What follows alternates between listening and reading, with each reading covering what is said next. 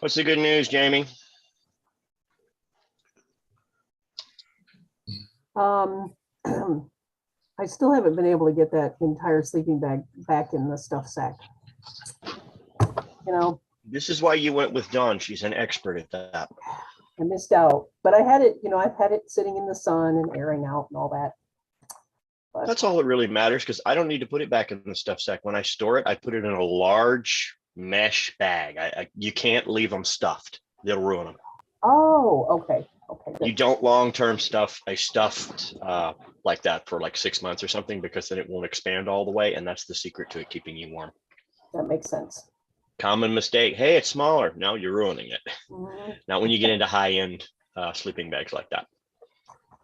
David Lynch. Yay.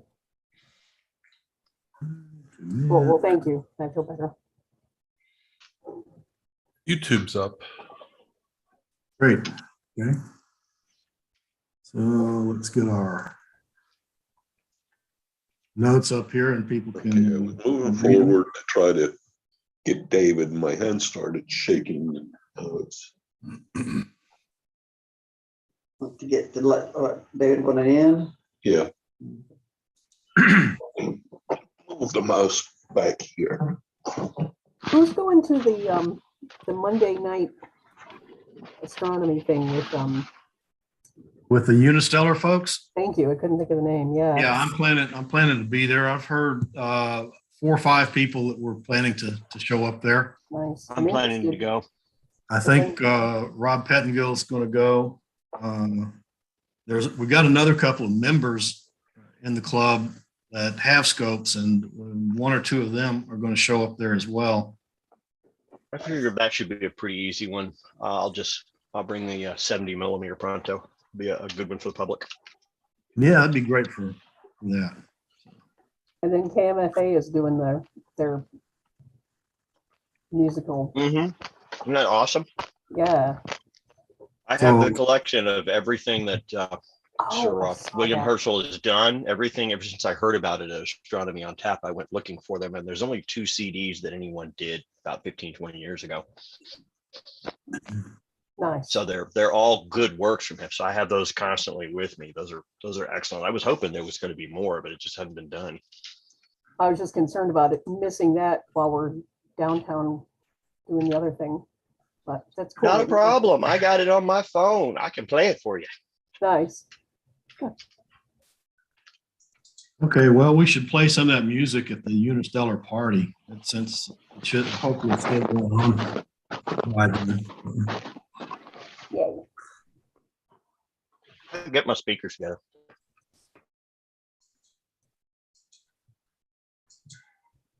Okay, we still got a few people coming in.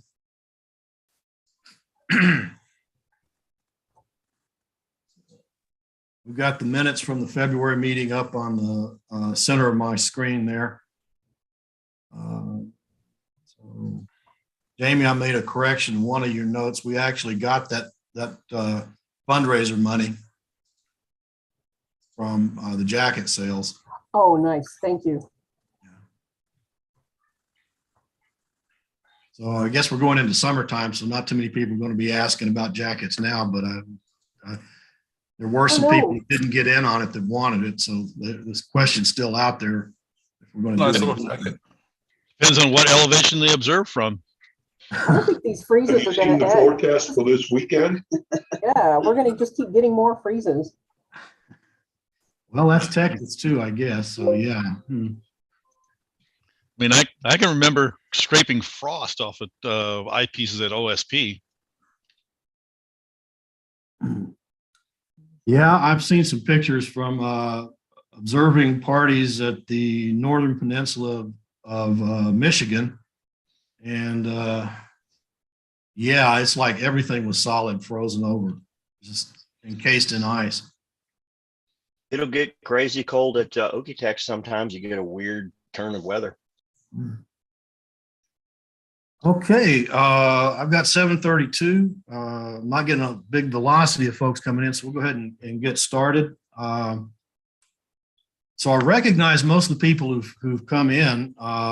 Do we have anybody who is brand new for the meeting? This is the first time you're here with us? I'd like to say hello. Yeah, I'm new. My name's Tori Meyer. Just joined. How are Hey, you? Tori. Where are you from? I'm here in Austin. Okay. Yeah. So are you coming in as somebody with a little astronomy experience, or are you new to the hobby? Or I am new to the hobby, and just spending a little more time outside at night and looking up and getting interested in what I'm looking at, and just kind of been spending a lot of time on Wikipedia looking up about stars and different systems and enjoying it and thinking about getting a new telescope. okay. Thought I'd join a group and get some better info. Okay. Do you do Facebook? I do. I can. All right. Yeah, Austin what are we? Austin Astronomical Society. We've got Facebook page up there. There's been some good discussions recently about new telescopes up there. So somebody, if you post a question up there, somebody will latch onto it and give you an earful. Great. Thank you. Okay, anybody else new? All right. Okay. So you guys that are set as co-hosts, I think you know who you are. If you'll help me watch the waiting room if anybody comes in. So putting the notes front and center here. Assuming everybody's had a chance to at least glance at them. If there aren't any concerns or questions about last month's notes, we'll consider them approved for this meeting. Okay. So we'll just get started with our officer's report here. We got a couple of people. We got Chris and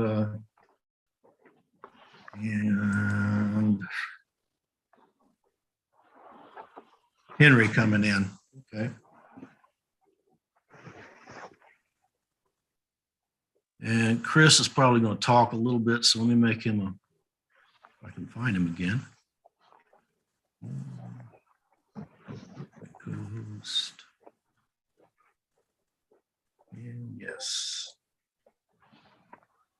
Good evening, Chris. Hello, Henry. Hello. So, yeah, we've already kicked off here. So we're going to start with the officer's report, and I'll handle the VP. We don't have a VP right now.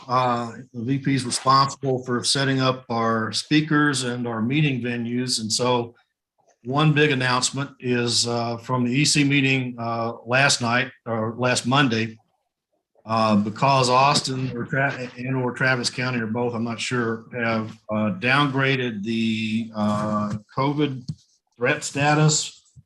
We went up to, with this Omicron, we went up to a 5. But last week or two, it's come down pretty quickly, and we're now back down to a 2. So we're going to go ahead and hold our April meeting on the UT campus. I can't remember the initials for the building or even the room number right now, but we'll publish that. Same room we've always been meeting in for the past several years, pre-COVID. It'll also be our elections there, which will be good to be having a in-person meeting for the elections in case we actually have multiple candidates and we have to take a vote. We have speakers lined up for different spots here in the spring. I have currently got an inquiry out to Don Olson, who's been waiting for the COVID epidemic to subside so that he could come visit us in person. He doesn't want to do a Zoom meeting.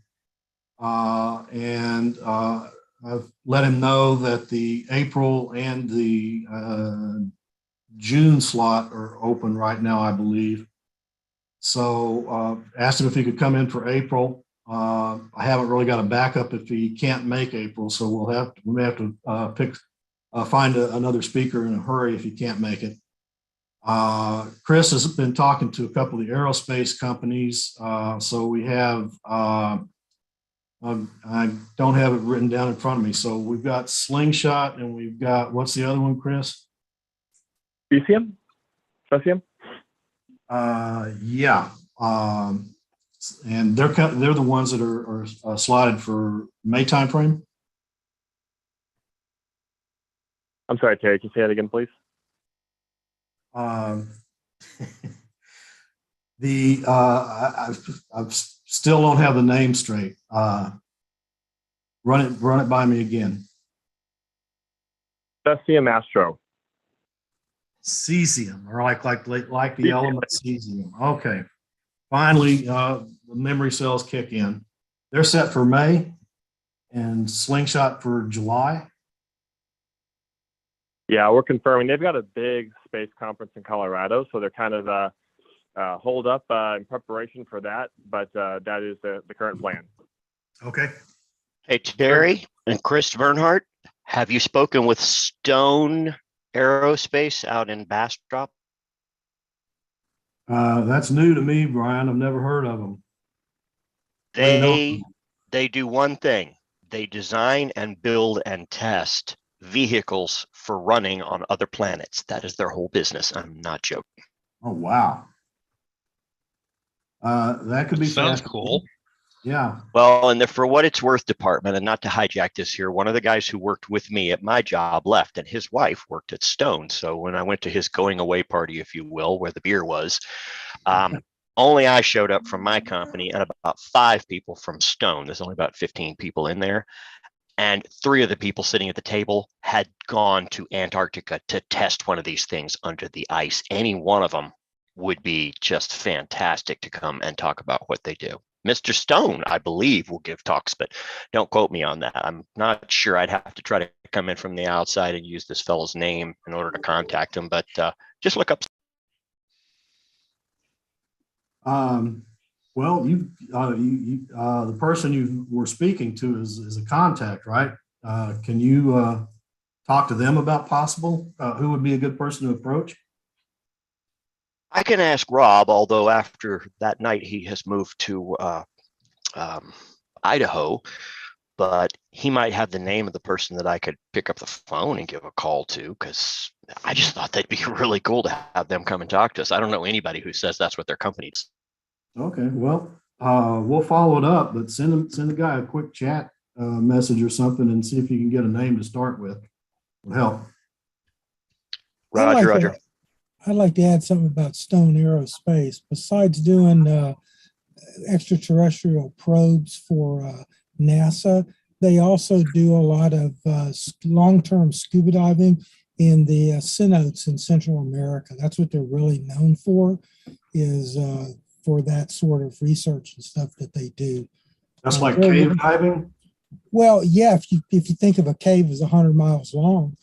But yeah, they've shown up at ESI several times over the last 10 years or so, and they're usually pretty available for contacts and discussions and things like that.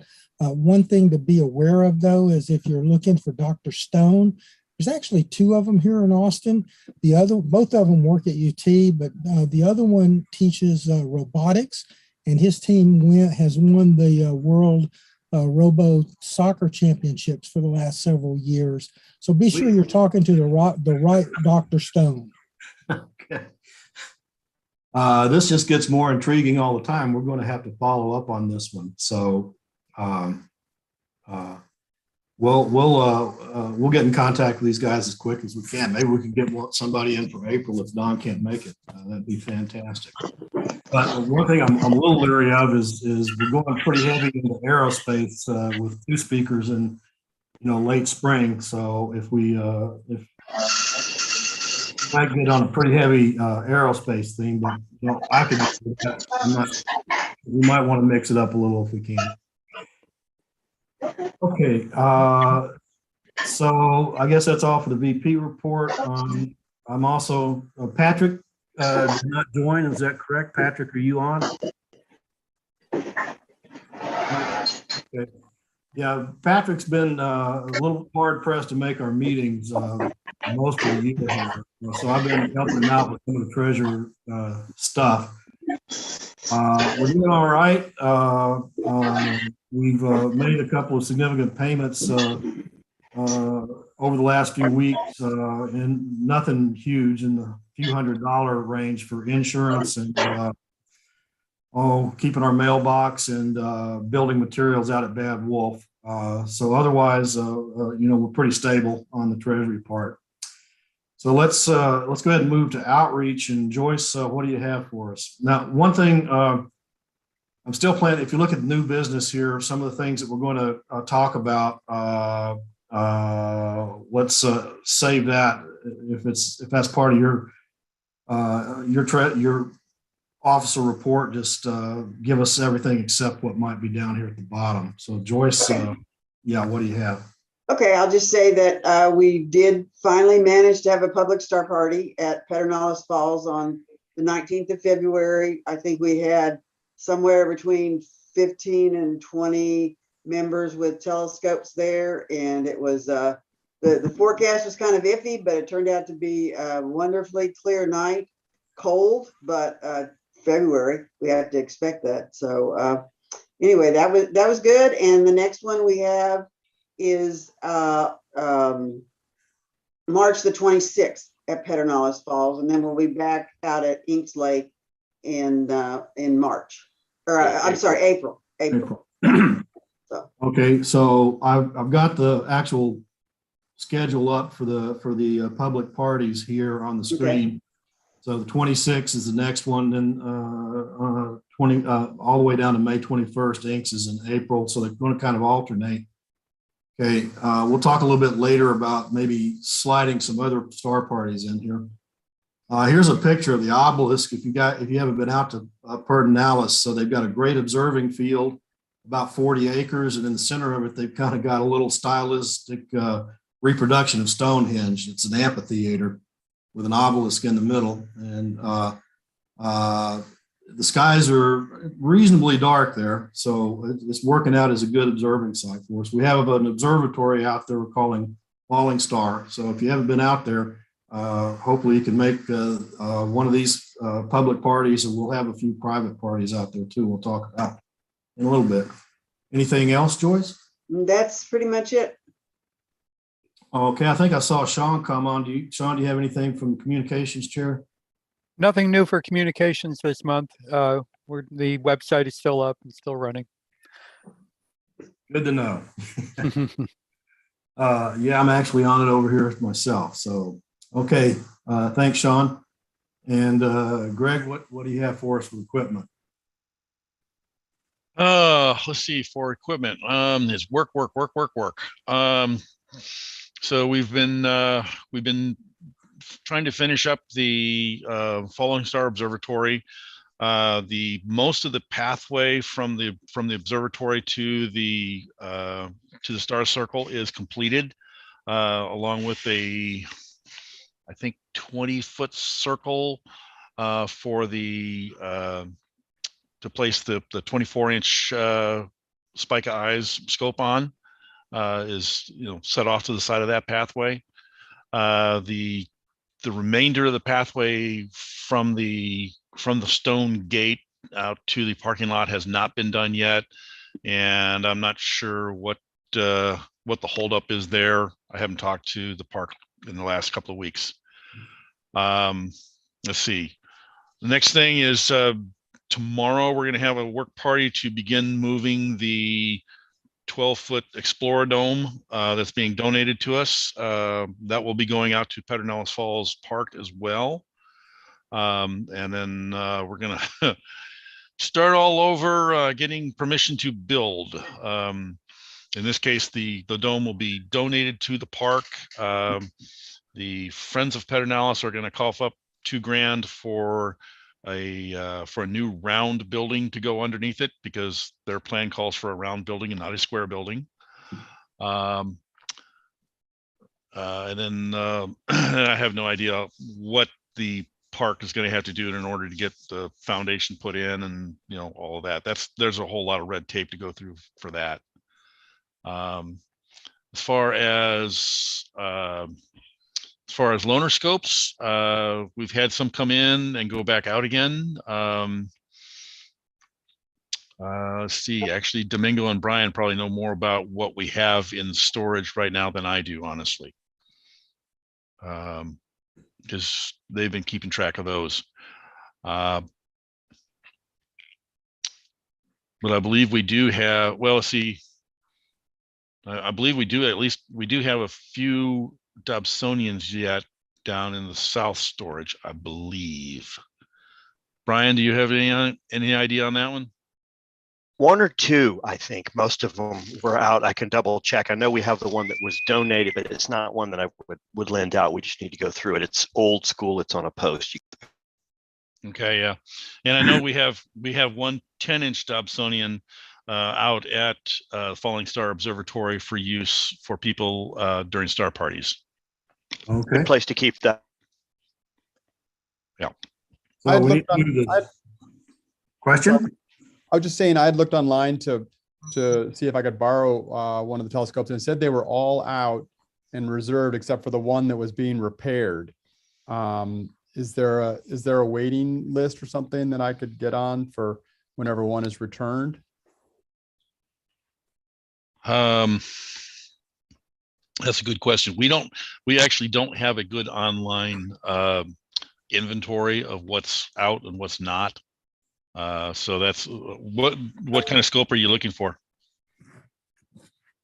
I'm a beginner, and so you know, the Dobsonians that you guys described on the internet looked great. Okay. But I'd said need a little instruction. Okay. Yeah, if you're just starting out at an 8-inch Dobsonian is probably the best bet. Let's see, what area of town are you in? North or south? Westlake area. Westlake. Okay. But I'm downtown. I work downtown area too. So Domingo's probably closest to you, and Domingo's he has the full inventory, Greg, so he knows the disposition of all the scopes. So let's just pass Corey's request over to Domingo, and he'll probably get with you in a few days. Yeah. Okay. Also, you can get with me, Tori. I have a pretty dark space here outside of town, and I'll repair people's scopes, teach them how to use things, what have you. That's if you're willing to drive down to the Buda area. If we could just get you set up with something, you can set you up in the pasture, backyard, what have you, and you can get a good view and learn how to use things. I'm going to run you through it pretty rigorously, and you'll remember how to do it when you get to the field. Okay. And you're Brian? That is correct, sir. Great. And how would I get in contact with you guys after the meeting? I should see about posting my information on the chat to you. How about that? Okay, that'd be great. And you should sign up for the Signal app too. Okay. Right. And then of course you can get a hold of me with that equipment. Yeah, you can send it to equipment at austinastro.org. Yeah. Okay. Great. Thank you. Okay. Anything else, Greg? I think that's it. Okay. So I just wanted to point out a couple other things that are kind of outreachy, but not necessarily. One of them, when we start with,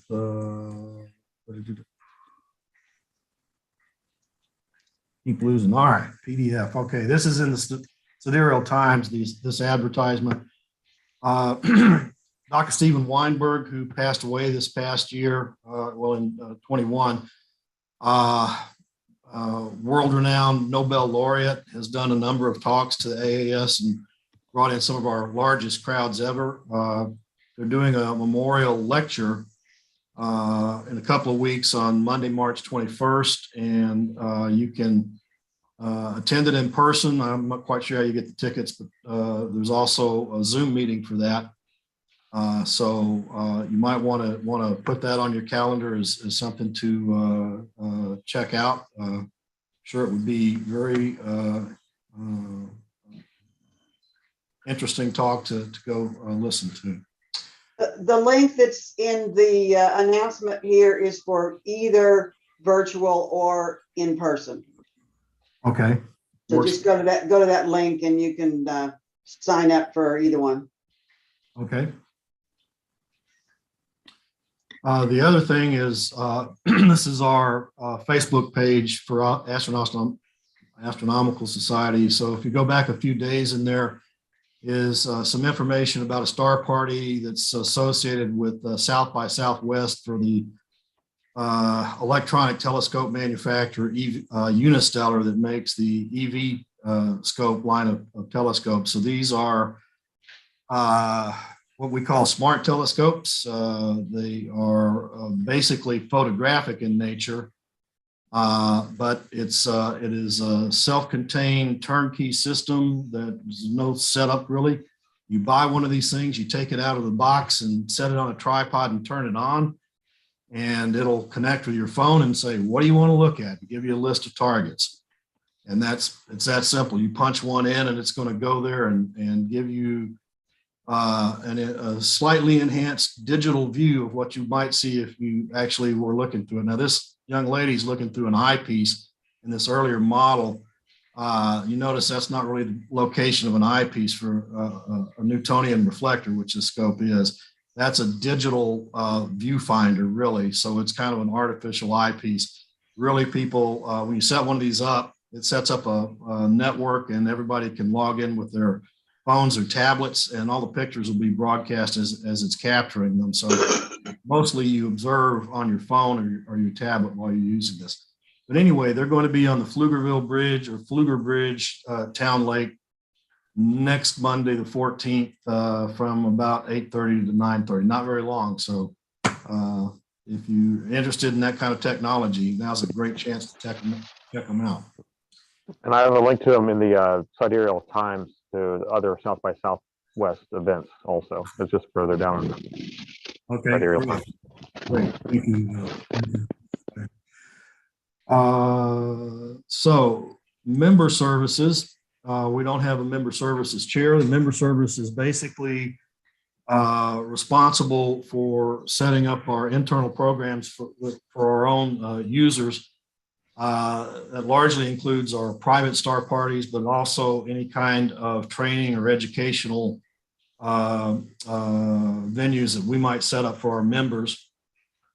We have something coming up for Astronomy 101 this spring, and I think that's in the Sidereal Times too. So let me just slide that over again.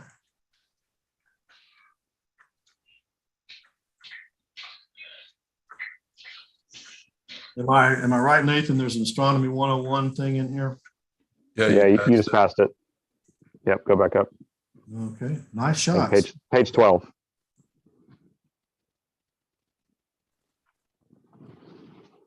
Okay, here we go. So our member at large, Chris Bernhardt, is setting this up, and it's kind of a two-part event where we'll hold a Zoom meeting on May 18th, and then on May 21st, 3 days later, we'll have a party at Pedernales Falls, basically to kind of go over all of the theory that we go through on part one. It will be hands-on on part two. So Chris, is there anything else you want to say about this right now? Terry, I would just say that this is for beginners. I almost wanted to call this like an unboxing party. So if this is if you're yourself, or you know someone who's got a scope, never opened it up, intimidated, we're going to start you off from the beginning. We've got a modest cost because we're going to buy a beginning astronomy book from the Astronomical League, as well as a planisphere. So we're going to set you up with some very basic techniques, but this is designed to help someone brand new to astronomy get over that learning curve. I know that Terry and some others are talking about doing astrophotography, some more advanced things later on. But if you know someone or you yourself are just kind of, you're interested, but man, it just seems like so much, this is for you. And we're piloting this, so we'll see what kind of response we get. This is interesting. The Star Party will correspond also with our public Star Party at Pedernales too. So you'll get a chance to see other scopes and meet other folks from the AAS as well. But my email's in there. Send me an email if you have any questions or you want to join.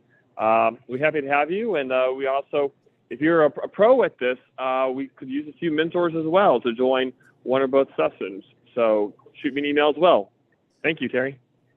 Okay, thanks, Chris. And I noticed you set a deadline for registration, April the 19th, so we have a good idea of who's going to show up. So if you're interested, you got a little while, but don't forget about it and miss the window, please. Okay, so as far as member star parties go, we're going to talk about that in new business in just a minute. So move on down to the AL corner, which Dawn usually does for us. She's our Astronomical League liaison, but Jamie is stepping in for her tonight. And Jamie, what have you got for us? All righty. Well, I got a few things here. Let me see if I can translate. Just kidding. Okay, some new programs on the through the Astronomical League website. And I'm actually, let me just go ahead and do this first. I'll send through the chat some web links. There we go. That first one is also a web page address, but I didn't put the HTTPS in there. Anyway, some new programs. One of them is called the Alternate Constellation Observing Program, and that's involving observing constellations as they either used to be, like obsolete constellations, or constellations from other cultures. And they do have checklists, and they even have a silver and a gold level on their, yeah, that they've lined up, they've explained on the website. So that sounds pretty interesting, a new way to look at the constellations. And the silver level, I'll add, involves observing and sketching 40 out of 47 constellations from the obsolete list. And then the gold level is 50 from the other cultural constellations checklist. So pretty cool stuff. And then there's another, a new challenge announced for, oh, it's galaxy season. We're going into galaxy season. A lot of galaxies are viewable nowadays. So they have, you can observe and log 12 of the 22 galaxies that they have on a list. And it has started on March 1st, the galaxy season, and continues through June 30th. And the deadline for submission is July 31st. And that's what that first address is that I posted. So that'll be pretty cool. And then they have the Astronomical League Conference, the ALCON, and registration opens on March the 15th, and it is going to be in person, yay, after COVID. And hotel room block is available for reservations. And where is it this year? In Albuquerque. Okay, Albuquerque. Yeah. And I mean, I'm pretty sure that's the case. Yeah, I think I saw from last month's notes. And then that's the address right there for registering. And then finally, Jester King, we mentioned it, Dawn had mentioned it last month, that they're doing a star party for Earth Day on April 22nd. And they need some more folks to come out with scopes, some volunteers to come out that evening. And then contact Dawn for more details on that. So I think I got everything. Okay. All right. I do it as pretty as her, but hopefully as informative. Okay. Thank you, Jamie. Sure. Okay, so moving on to new business at the top of the list here. This is the season that we nominate candidates for our executive committee offices and hold an election in April. So this year, Joyce is leading the nomination committee. Can you give us an update, Joyce? Yeah, we have had a pretty good response. We've had a lot of volunteers, which made the job of the nominating committee a whole lot easier. We're still working, still have a few slots to fill, but 2 weeks from today, we will, no later than, let's put it that way, 2 weeks from today, we will post the slate, and then 2 weeks after that will be the April meeting when we will have the election. Okay. That's good news to hear that we had a lot of people step up for leadership roles there, Joyce. So it's not too late if you're still interested and you think you would like to take on one of these roles, then you can email at nominate.austinastro.org or get in touch with Joyce some way or another and let them know, and they'll take it from there. So let's see. I was going to say something else about the nominations. I guess not. Okay. Let's talk a little bit about member star parties at Pedernales Falls. So we have been developing a dark sky site north of Lampasas called Bad Wolf Ranch. And it's a little bit of a drive to get out there. It's very dark, but coming off of COVID, it's just really shot our star parties to hell for 2 years. And I know a lot of people are interested in getting back in, but not everybody necessarily wants to go as far as Bad Wolf. So our contract that we have with Pedernales State Park entitles us to 4 member star parties out there per year. So that is, they turn the observing field over to us, and it's just, Austin Astro members out there. They don't publicize it to the public or the campgrounds or anything. We have full use of the field as long as we like it that night. Can't camp out there like we did at COE, but you can get a campsite if they're available in the park. It seems like a good opportunity to push those here in the spring. I have a couple that are coming up, just set up a couple that come up fairly quickly and see if we can get a good critical mass of our members back out together, people we haven't seen in a long time at a star party. We have a couple of dates that we're looking at. Joyce, do you have those dates at hand? April the 2nd is the first one, and then the Saturday of Memorial Day weekend in May. Okay. Is the second one. Now I will say, Terry, I have not heard back from Stephen as to whether or not that's okay with them, that making sure that doesn't conflict with anything they already have scheduled. But if I don't hear anything by next week, I will get back to him again so we can, because the date, the April date's coming up. So I will see if I can prod him to give us an answer if I don't hear anything in the next few days. Okay. Just consider this tentative. Know that we are shooting for those 2 dates, April the 2nd and the 21st, 27th. I think it'd be the 28th. 28th. The public star party is on the 21st, so a week later, Memorial Day being the 28th. Okay, and these are close to new moon dates, so it should be nice and dark out there for us. They are. All right, so we'll keep you guys up to date on how that planning progresses, and hopefully if we can get that April date, we'll get a lot of people together pretty soon. Talking a little bit now about Bad Wolf development. So Bad Wolf is a 20-acre plot that is owned by a club member who has generously let us develop about a 3-acre area of it for an observation field. We also have a dome observatory that we've put out there that houses a 12-inch Meade LX200 type telescope. We're currently building some storage facilities there, and also toilet facilities. There's no running water out there. There is electricity, which we can distribute across the field. We've got extension cords that have outlets every 5 feet that we can throw out there.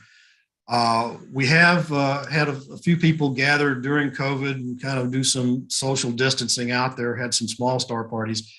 Also, it's available to any of the members, regardless of whether there's a star party going on or not. All you have to do is drop an email to the owner, who's Alan Caruth. You can find him in the membership directory. and just let them know you're going out there. And so you're welcome to go out there at basically any time. If you've got a nice night with some nice weather, if you want to try, go out there, it's a little, it's about 12 miles north of Lampasas, but it's about 3 miles off the paved road on a Cleachy road. So first time, we've got some videos actually to show you how to drive out there. You can take a few turns that you don't want to turn, but anyway, it's available. So we're continuing to develop that, but here's the thing. With it being such a long distance out there, is really a non-starter for some of our members. So I think we want to continue looking for some other sites closer in, and I think we're going to actively engage some people to look for spots there. It's pretty hard thing to come up with a small plot of land that somebody's willing to let you use, or that we could end up purchasing or something like that. And also to locate it so that it's still closer in and dark enough to be useful. So we would want it at least as dark as Pedernales. So if we couldn't get a little bit better, and still like to have it in less than an hour driving time, like 45 minutes or something from Central Austin. So it's a tall order, but we're going to, I think, keep looking at that. So at some point we may want to come to a decision about how much we want to invest in Bad Wolf going forward. Before we've got sort of a development plan out there. In fact, we may put a roll-off roof observatory out there fairly soon. Another thing is it's not guaranteed that Alan's going to stay the owner of that land for forever. So we are looking at other locations, and anybody that with knowledge of sites that might be available to acquire or lease or whatever, please share that with us. Greg talked about the observatory that we're relocating.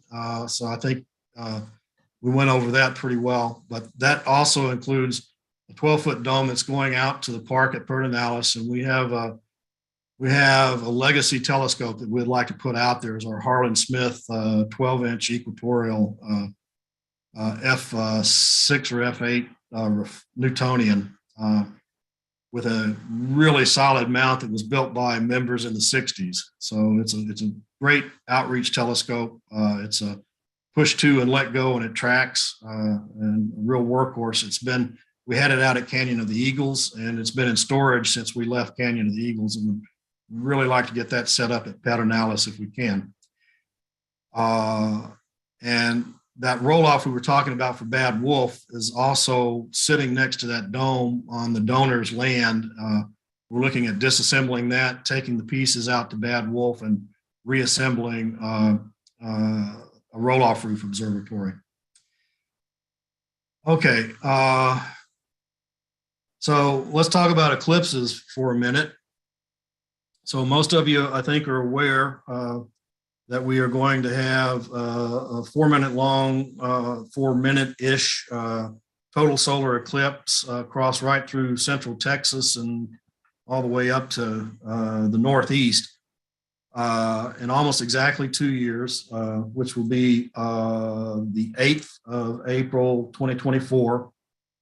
The previous November, there will be a very nice annular eclipse whose track is kind of perpendicular to the track for the total eclipse. Those both meet up in a little town south of Vanderpool, Texas, called Utopia. And a lot of people are setting up for being able to observe both of those eclipses from the same spot. But anyway, I don't know if you probably are aware, you may have gone to see the eclipse in 2017 that went basically from, I guess, the Portland area across the upper center of the U.S. down to Charleston, South Carolina. A long eclipse path, millions of people traveled to see it. It caused, in some places, some major congestion problems. And now that everybody's seen that, I think it's whetted their appetite. If they've seen that, they're going to want to see another one. So we believe that the eclipse coming through Texas is going to draw just a tremendous amount of visitors especially if we end up with good weather on that time. So Central Texas is to some degree expected to be deluged there. Already, it is hard to, if not impossible, to book hotel rooms in Central Texas on those dates. Somebody was saying that some corporate entity has already come through and bought a lot of the available hotel rooms. Now, we have already been approached by several entities that want to plan how to view the eclipse in Central Texas, maybe partner with us or asking who to partner with or where to go to find suitable sites and how to set up for those sites. And all of these entities are inviting a lot of people. So the Smithsonian is one that's going to be driving some bus loads down here from across the country. They're coming down in a few weeks to scout observing sites. So Dawn Davis, who's our AL liaison, is also her real life job right now is with the Hill Country Alliance, which is a preservation alliance for setting land aside for conservation. But it's I've got that wrong. It's actually, is she IDA or Hill Country Alliance? Hill Country Alliance. Okay. All right. But they work closely with the IDA for dark sky setups. And there's actually been a group of organizations that have been holding quarterly meetings for a year now on the eclipse. And they are thinking about going into more frequent meetings here soon. Give me a second. Question? Okay. I actually just got a text from Dawn and she's suggesting that she do a presentation at the April meeting of, what's the current status here of what's going on with, the organized bit of eclipse planning for Texas. And I think she can give us a good background of, how many people are clamoring for help on that. And we want to think, about what we want to do for that. And our options are pretty open. There's a lot of things we could do, but we're also just a small club. So we're not going to be able to, provide, docent kind of support for, dozens of organizations scattered around. And we also might want to do something, that's just club oriented, getting a lot of our members together in a good location. Pedernales has been suggested as one of those. So I know it's 2 years away, but we want to start doing some planning here. We were kicking around the idea of putting up a temporary committee as part of the EC on planning here. So that's something else we'll be talking about. I think the next step is let's listen to Dawn's presentation in the April meeting, and we'll see where we take it from there. Any questions about that? Okay. Yeah, Terry, this is Bill. I got a question. If I heard correctly, the April meeting will be in person, correct? Yes, that's correct. That's the plan. Okay. And if it is so, will it still be on YouTube so that somebody could? Well, here's the thing. If Don Olson is our presenter, then we will not probably broadcast the meeting. Don, his material is usually he's given a sneak peek at pre-production material that he's going to have published, and so he doesn't want to open that up to a potentially very wide audience. And if it goes on our YouTube, anybody can come in and see it. So I'll talk to Don about that, but more than likely he's going to ask us not to record the meeting. If he's not our speaker and we do have the in-person meeting, then we will try and set it up so that we can run a Zoom from the meeting room on the UT campus. And that may take a few trials to get that to work right, but I think we should be able to set that up so we can also broadcast it. So I guess the answer there, Bill, is depends on our speaker. If we can, we'll go ahead and Zoom that out as well, Zoom and YouTube that as well. and see how it goes. So for future non-copyright issue meetings, hopefully some online component will be available. Yes, I think we Roger. want to keep doing that and make it broadly available that way. Great, thank you. Okay. Terry, Terry. I was just saying, I wonder if we, if Don is our speaker, if we're going to talk about the eclipse, if we could maybe YouTube the first part, the business meeting with Don's presentation about the eclipse, and then just not YouTube what Don Olson is going to speak out. So if somebody like Bill wants to be involved in hearing what we're talking about with the eclipse, we could share that part of it. Yeah, we can that's a good idea, Joyce. We can just zoom out the business meeting. And then when Don starts, I'll show him that I'm cutting off the recordings now. So you're private and he can do his spiel. Okay. All right. So Bill, that means that we will make an attempt to zoom out the business meeting in April. Okay, thank you. Okay. Somebody else had a comment or a question? I was just going to say, when I looked at the path of the 24 eclipse, it looks like it's real close to Bad Wolf Ranch, but I haven't heard any Right over comments Bad about Wolf that. Ranch. Yeah. Yeah, that's what I thought. That is definitely a possibility that we could set up something there. And he's got 20 acres. It's possible we could do an event that kind of reaches out beyond the club, but still it's a problem of say you got 500 people to show up is where to park them all along a long road there to get everybody and within that 20-acre site. But yeah, it's definitely a possibility. Pedernales is a little bit on the edge, so you would probably lose a few seconds of the eclipse from the Pedernales site. But there are other areas that are going to be on the center line that are still, open for consideration. Terry, I believe Stephen out at Pedernales said that they're going to get 4 minutes and 2 seconds. Okay, I think the longest is 4.5 minutes. So, yeah, in terms of there's not going to be that much difference between 4 and 4.5 minutes. It all goes quickly, regardless. So.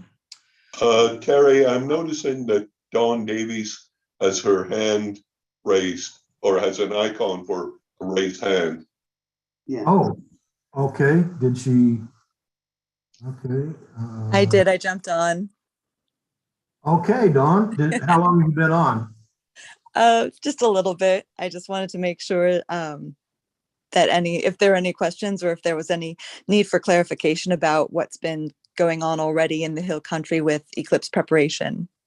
Okay, well, one thing we said, let them know is that we're anticipating you to do a presentation on that in the April meeting.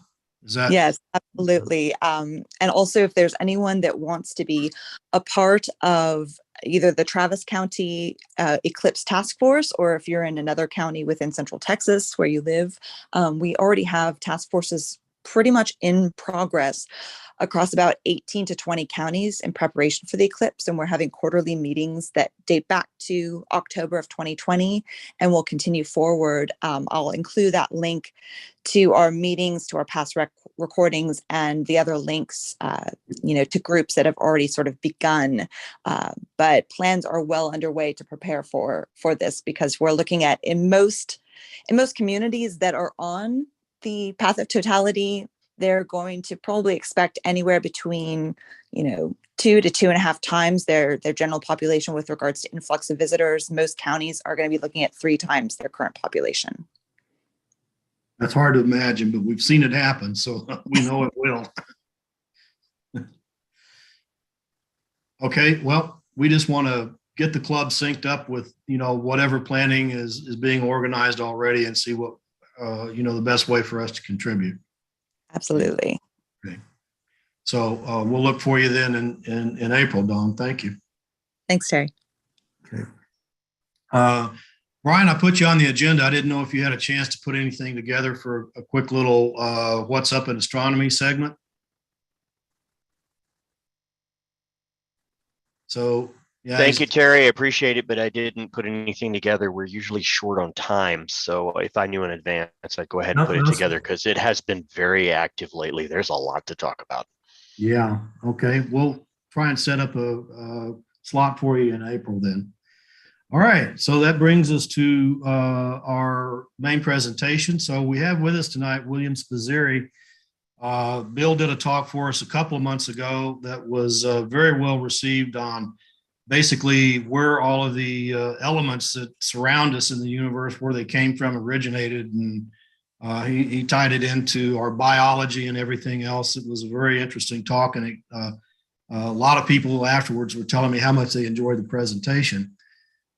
So we decided to invite him back tonight, and he's going to talk to us about the observatories on Mauna Kea on the Big Island in Hawaii, which is one of the prime spots in the world for professional astronomy. A while back, he was able to take get some good tours there, and got some good information to share with us. So I'll turn it over to you, Bill, if you're ready. Okay, I believe I'm ready. I can share my screen now. When I stop sharing, yeah, you can go ahead and share. Click on the green arrow. It says host disabled participant screen sharing. Oh, I thought I set you up. One more. Make a co-host, and there's the confirmation. All right, you should be good to go now. There we go. All right.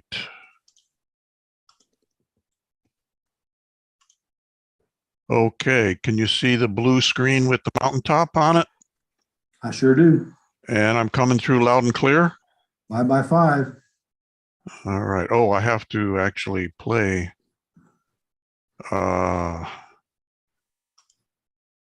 Okay, now my blue screen should be kind of filling the screen. Is that correct?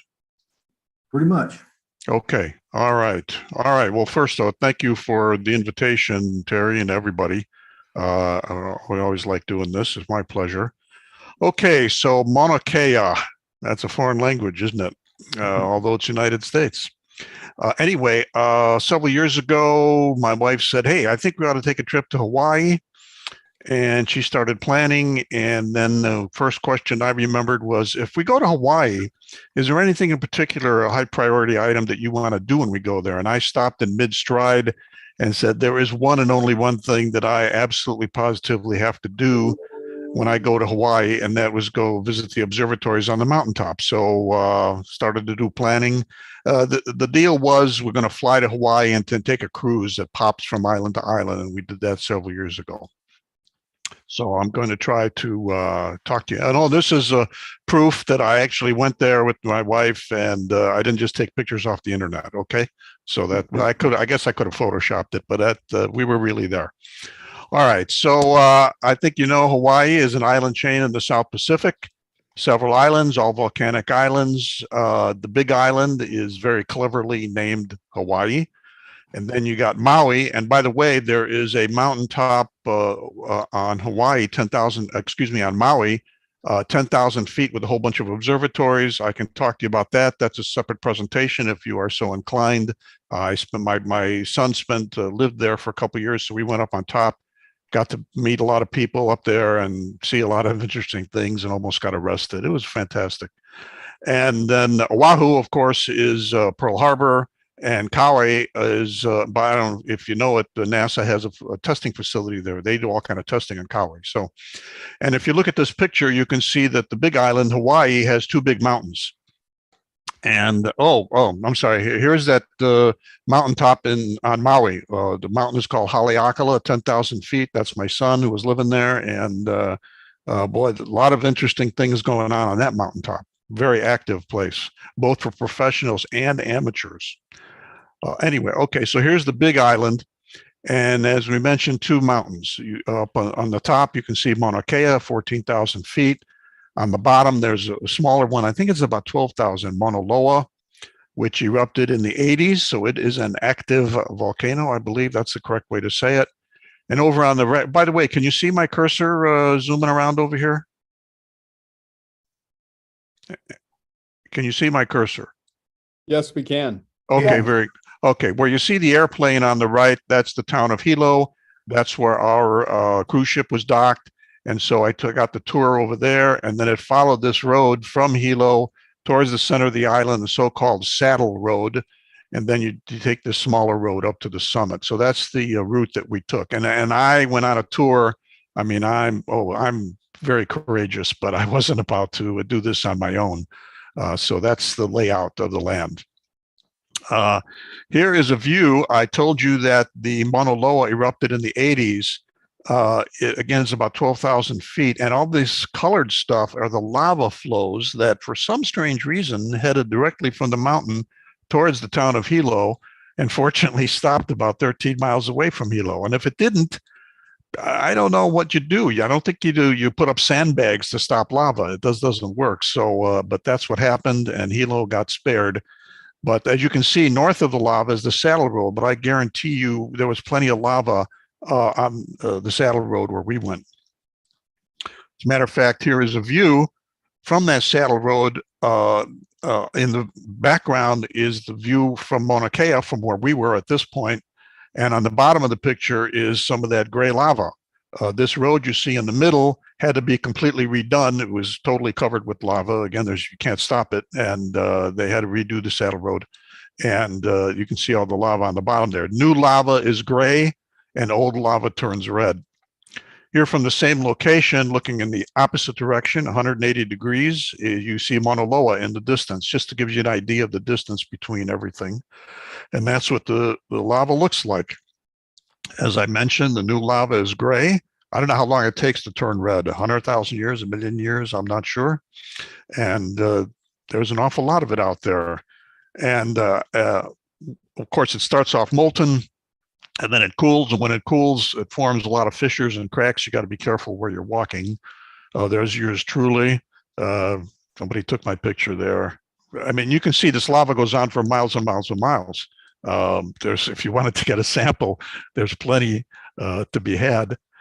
Okay, so we traveled that Saddle Road, and then we headed towards the summit. And at 9,200 feet, you stop at the visitor center. And it's named for Onizuka, who was from Hawaii. He was a NASA astronaut, and he was on the Challenger when the Challenger accident occurred. And they named the visitor center after him. And so it's only at 9,000 feet, but I don't mind telling you, I was already starting to feel the oxygen deprivation. I mean, everybody's different, you know, and you might say, oh, Bill, you look like an Olympic athlete. Yeah, well, I'm not. And not even close. And I was starting to feel the oxygen situation at 9,000 feet. But they say if you're going to the summit, you got to stop a minimum of 30 minutes at the visitor center to get acclimated, because altitude sickness is very serious. It can be. And everybody's different, so you never know. Anyway, so we're at the visitor center. I did not take this picture, but here's a view of the visitor center. As you can see, there's plenty of mountains higher than them. But on the left, you see these rows of identical structures here on the left. These are dormitories used by astronomers who are going to be working at the summit. This way, they don't have to stay up there 7 by 24 when they're working with the telescope. But that's what we call the good old days. Nowadays, no surprise, everything is internet. So these dormitories, when I was there in 2010, are unused. I don't know if they have some other use for them. I suppose if you're going to be visiting the summit on your own, you could maybe stay there. I'm not exactly sure about that, but they were unused when I visited there. So here is the visitor center again, the gift shop. And out in the parking lot over there, they had telescopes set up for solar viewing. Here is their stash of telescopes that they have at the visitor center. Some really nice ones, some big ones. And they had this telescope set up to do solar viewing. And back when I went there, they were doing nighttime viewing at the visitor center also, but that has been curtailed with COVID. By the way, look at that wall behind it. I know where they got that rock. That's all the volcanic rock, of which there is plenty on the Hawaiian Islands, right? Anyway, here's the fella who was doing the solar view. I think this is about at least a 12-inch Cassegrain telescope. I took a quick look at it, but I was kind of busy. But again, they generally do that now. I'll explain a little bit more about that in a minute. Here are those dormitories again, just to show you what they look like. Maybe they're empty. I don't know. Call ahead if you want to use them. So here is some rules if you're going to be going to the visitor center and the summit. I talked to them just a few days ago to get up-to-date information in case anyone is interested. First of all, ever since COVID, they're not doing any nighttime observing. However, it is okay to bring your own telescope up to 9,000 feet and do your own observing and maybe even share it with other people. You know, it's up to you. The daytime observing they're doing is between 10:30 and sunset. But again, because of COVID, as you no doubt are familiar with, they just hook up the telescope to a large screen, TV screen. And so not everybody's, you know, poking their eyes on the eyepieces, etc. And then she said, oh, and by the way, our telescope's not working right now. It's busted and we're waiting for a part. So if you have plans on doing that, again, call ahead. I hate to have you go up there and be disappointed.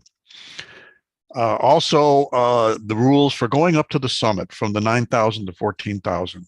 They say absolutely positively four-wheel drive vehicles only. It is a steep slope as you approach the summit. Make sure you have at least a half a tank of gas.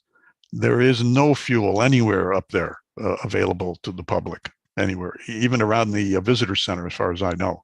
Certainly not up toward the summit.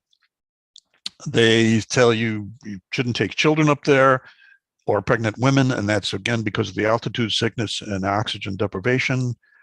And again here, if you're going up, stay at the visitor center at 9,000 feet for at least a half an hour before you go up. We stayed about an hour, I think, before we went up to the top.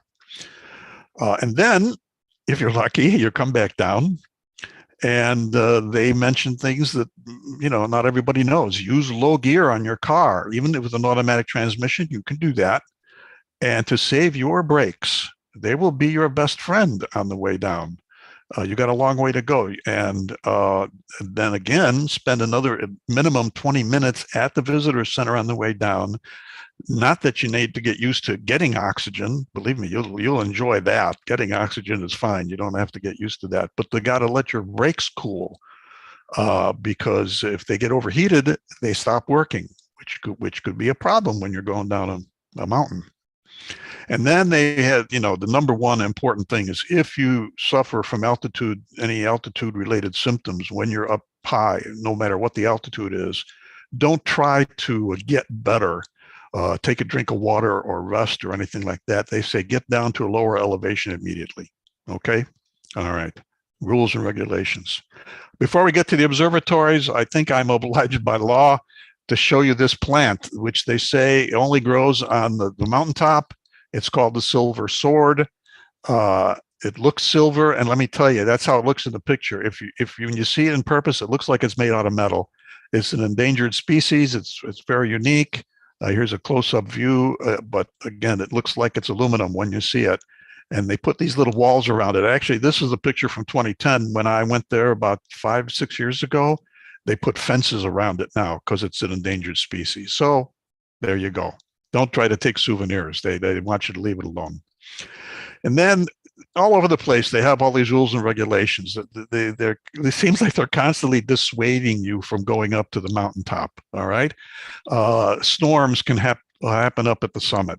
The snow, ice falls on the observatories. Although, what are you supposed to do about that? I don't know. I'll wear a hard hat, I suppose. I'm not exactly sure. However, with the snowy weather that can happen up there, driving a car can be very difficult, especially coming down on ice on the slope. So, you know, they're trying to warn you. Sunlight, the opposite of ice, can be brutal up at 14,000 feet. The day we went up there, it was perfectly clear, which, you know, is why they put observatories on top of the mountain, or one of the reasons. And so sunscreen, if you're going up there. Of course, I was covered from head to toe because I was cold. But anyway, something to think about. And then they mentioned on the bottom traffic, again, because the stopping distances are a problem. So, and then there are other hazards. And this is one of the weird ones, the invisible cows, which I don't know if you've encountered these before, but newsflash, there's no street lights up here for obvious reasons, right? and you're on a slope, and there's no guardrails, or very, very few of them. Okay. And so, and you know how tourists are with a rental car? Oh, by the way, if you go to get a rental car and you tell them you're going to the summit, they'll say, I'm sorry, we don't have any cars for you. They don't want you to take the rental cars, at least when I talked to them back then, because of what tourists do to the rental cars when they're going up here physically. So they say this is a cattle range up there. Why is there a cattle range up at on the top of this mountain? I cannot answer that. But they say when it's dark, it's nighttime, there's no street lights, don't hit a cow, be careful. I think that's generally good advice. And then here's another, this is what passes for a welcome sign up there.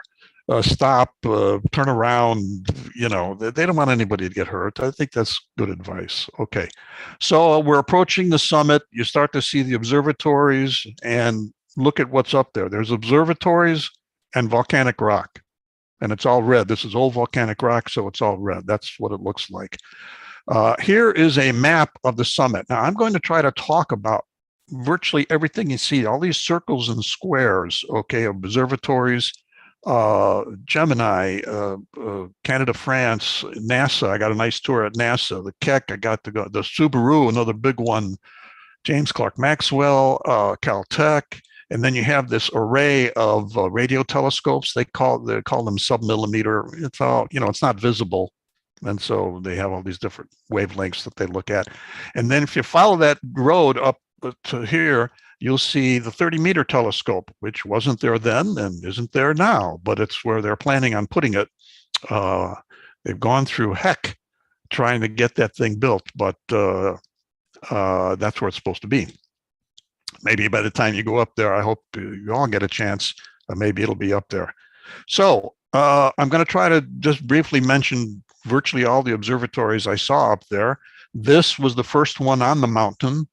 0.6 meters, made by the University of Hawaii. I think in the 1960s. It was all closed up when we were there, so I couldn't get any interior views. Here, very next on the road, was the United Kingdom infrared, 3.8 meters, classic dome structure. If you look closely, you can see the open truss work of the 3.8 meter reflector. And then the windows on this, well, I call them windows. They're not really windows, they're holes, right? That they open up, well, they're windows, to let the outside air come into the dome to equalize the air temperature inside and outside the dome to eliminate turbulence and improve the imaging. And a lot of the observatories have that, especially the big ones. Here is another University of Hawaii, 2.2 meters. It was just, you know, the road just goes right by it. Again, it was also closed up. The big appendage on the left is not what the telescope looks out through. That is not, I don't know exactly what's in there or why that's there. But you can, if you look on the right, if you see my cursor, there is a typical classic slot where that opens up for the telescope to see the sky.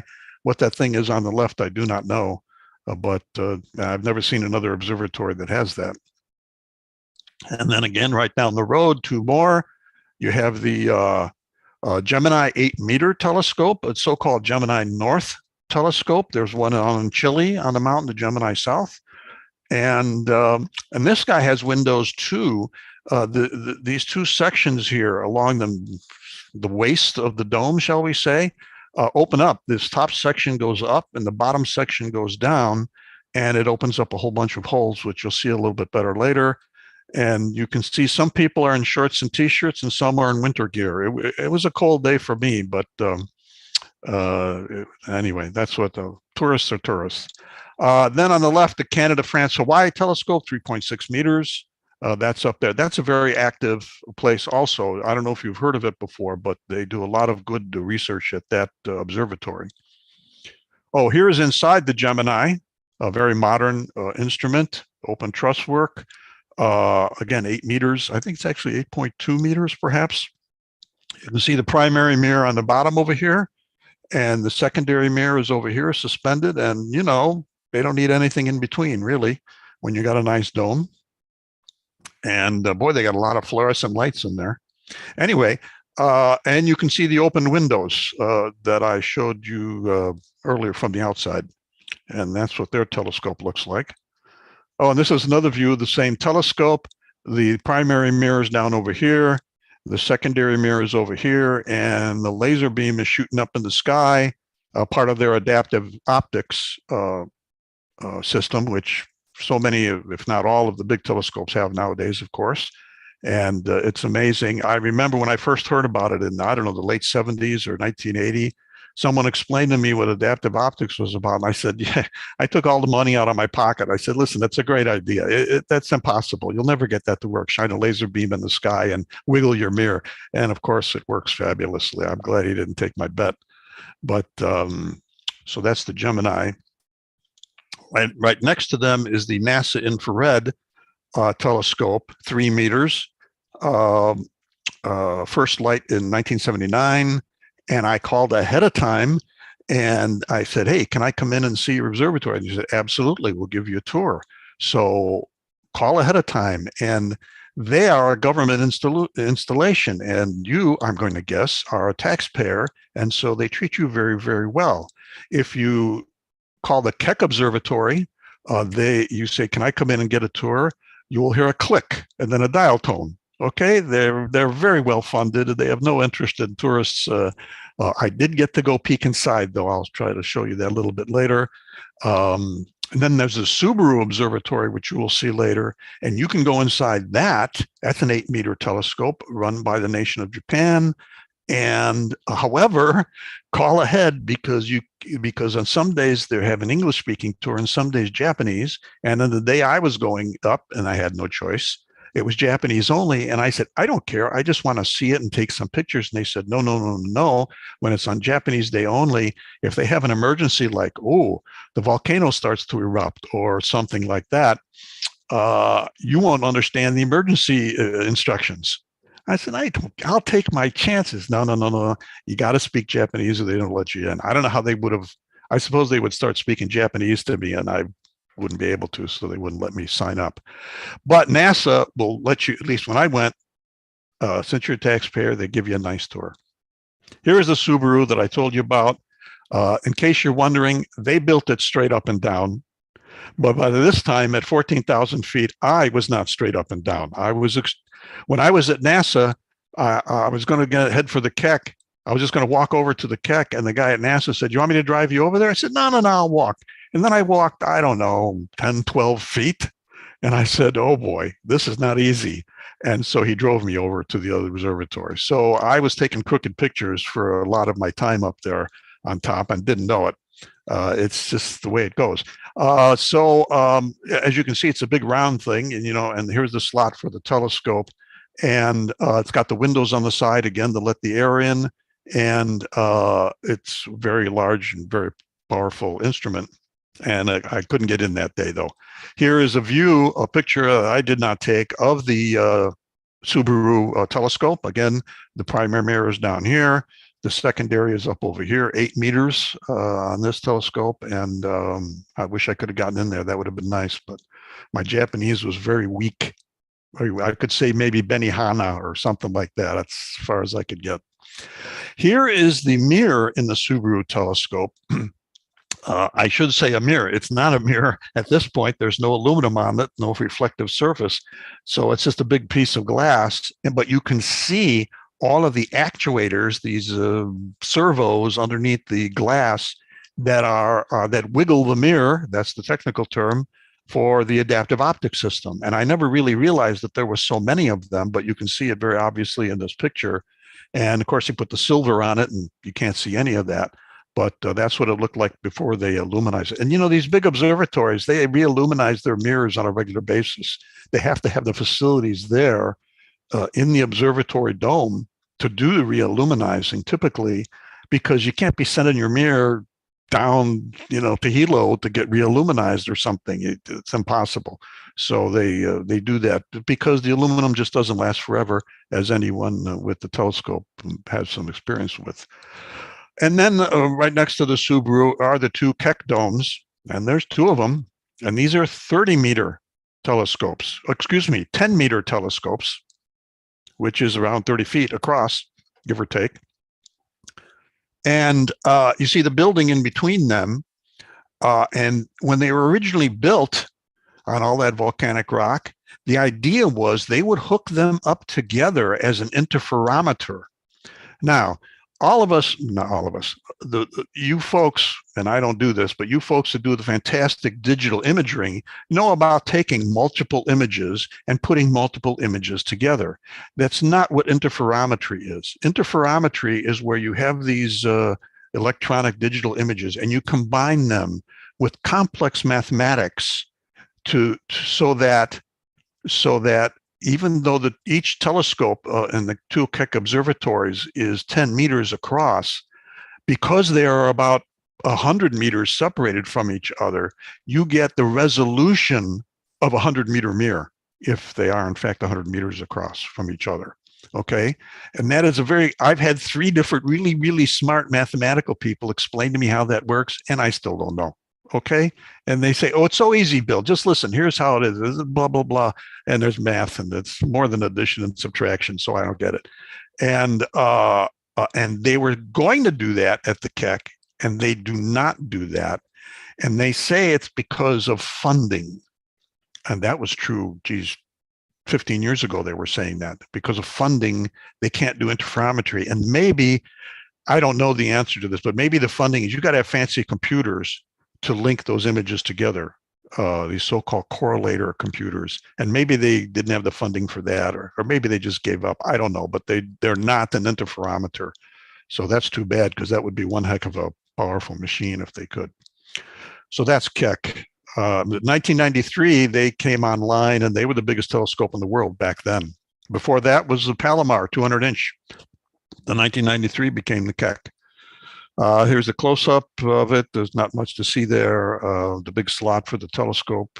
Okay, and there's the other one. They're pretty much the same. I did not take this picture, but you can see the 2 domes are open up, and you can see the big mirrors in both of them. The primary mirrors, and the black line on the primary mirror is just a reflection of the secondary mirror hovering above them, kind of like the telescopes we just saw before. And if you look closely at the primary, you can kind of see that they're not a single piece of glass like we saw in the Subaru. They're all these 30-some or 40-some hexagonal mirror segments that are put together, kind of like what we've been hearing about on the web, similar situation. And that's how they make their big mirror there. Here's a close-up of the mirror. I did not take this picture, but you can see the segments, the size of the mirror.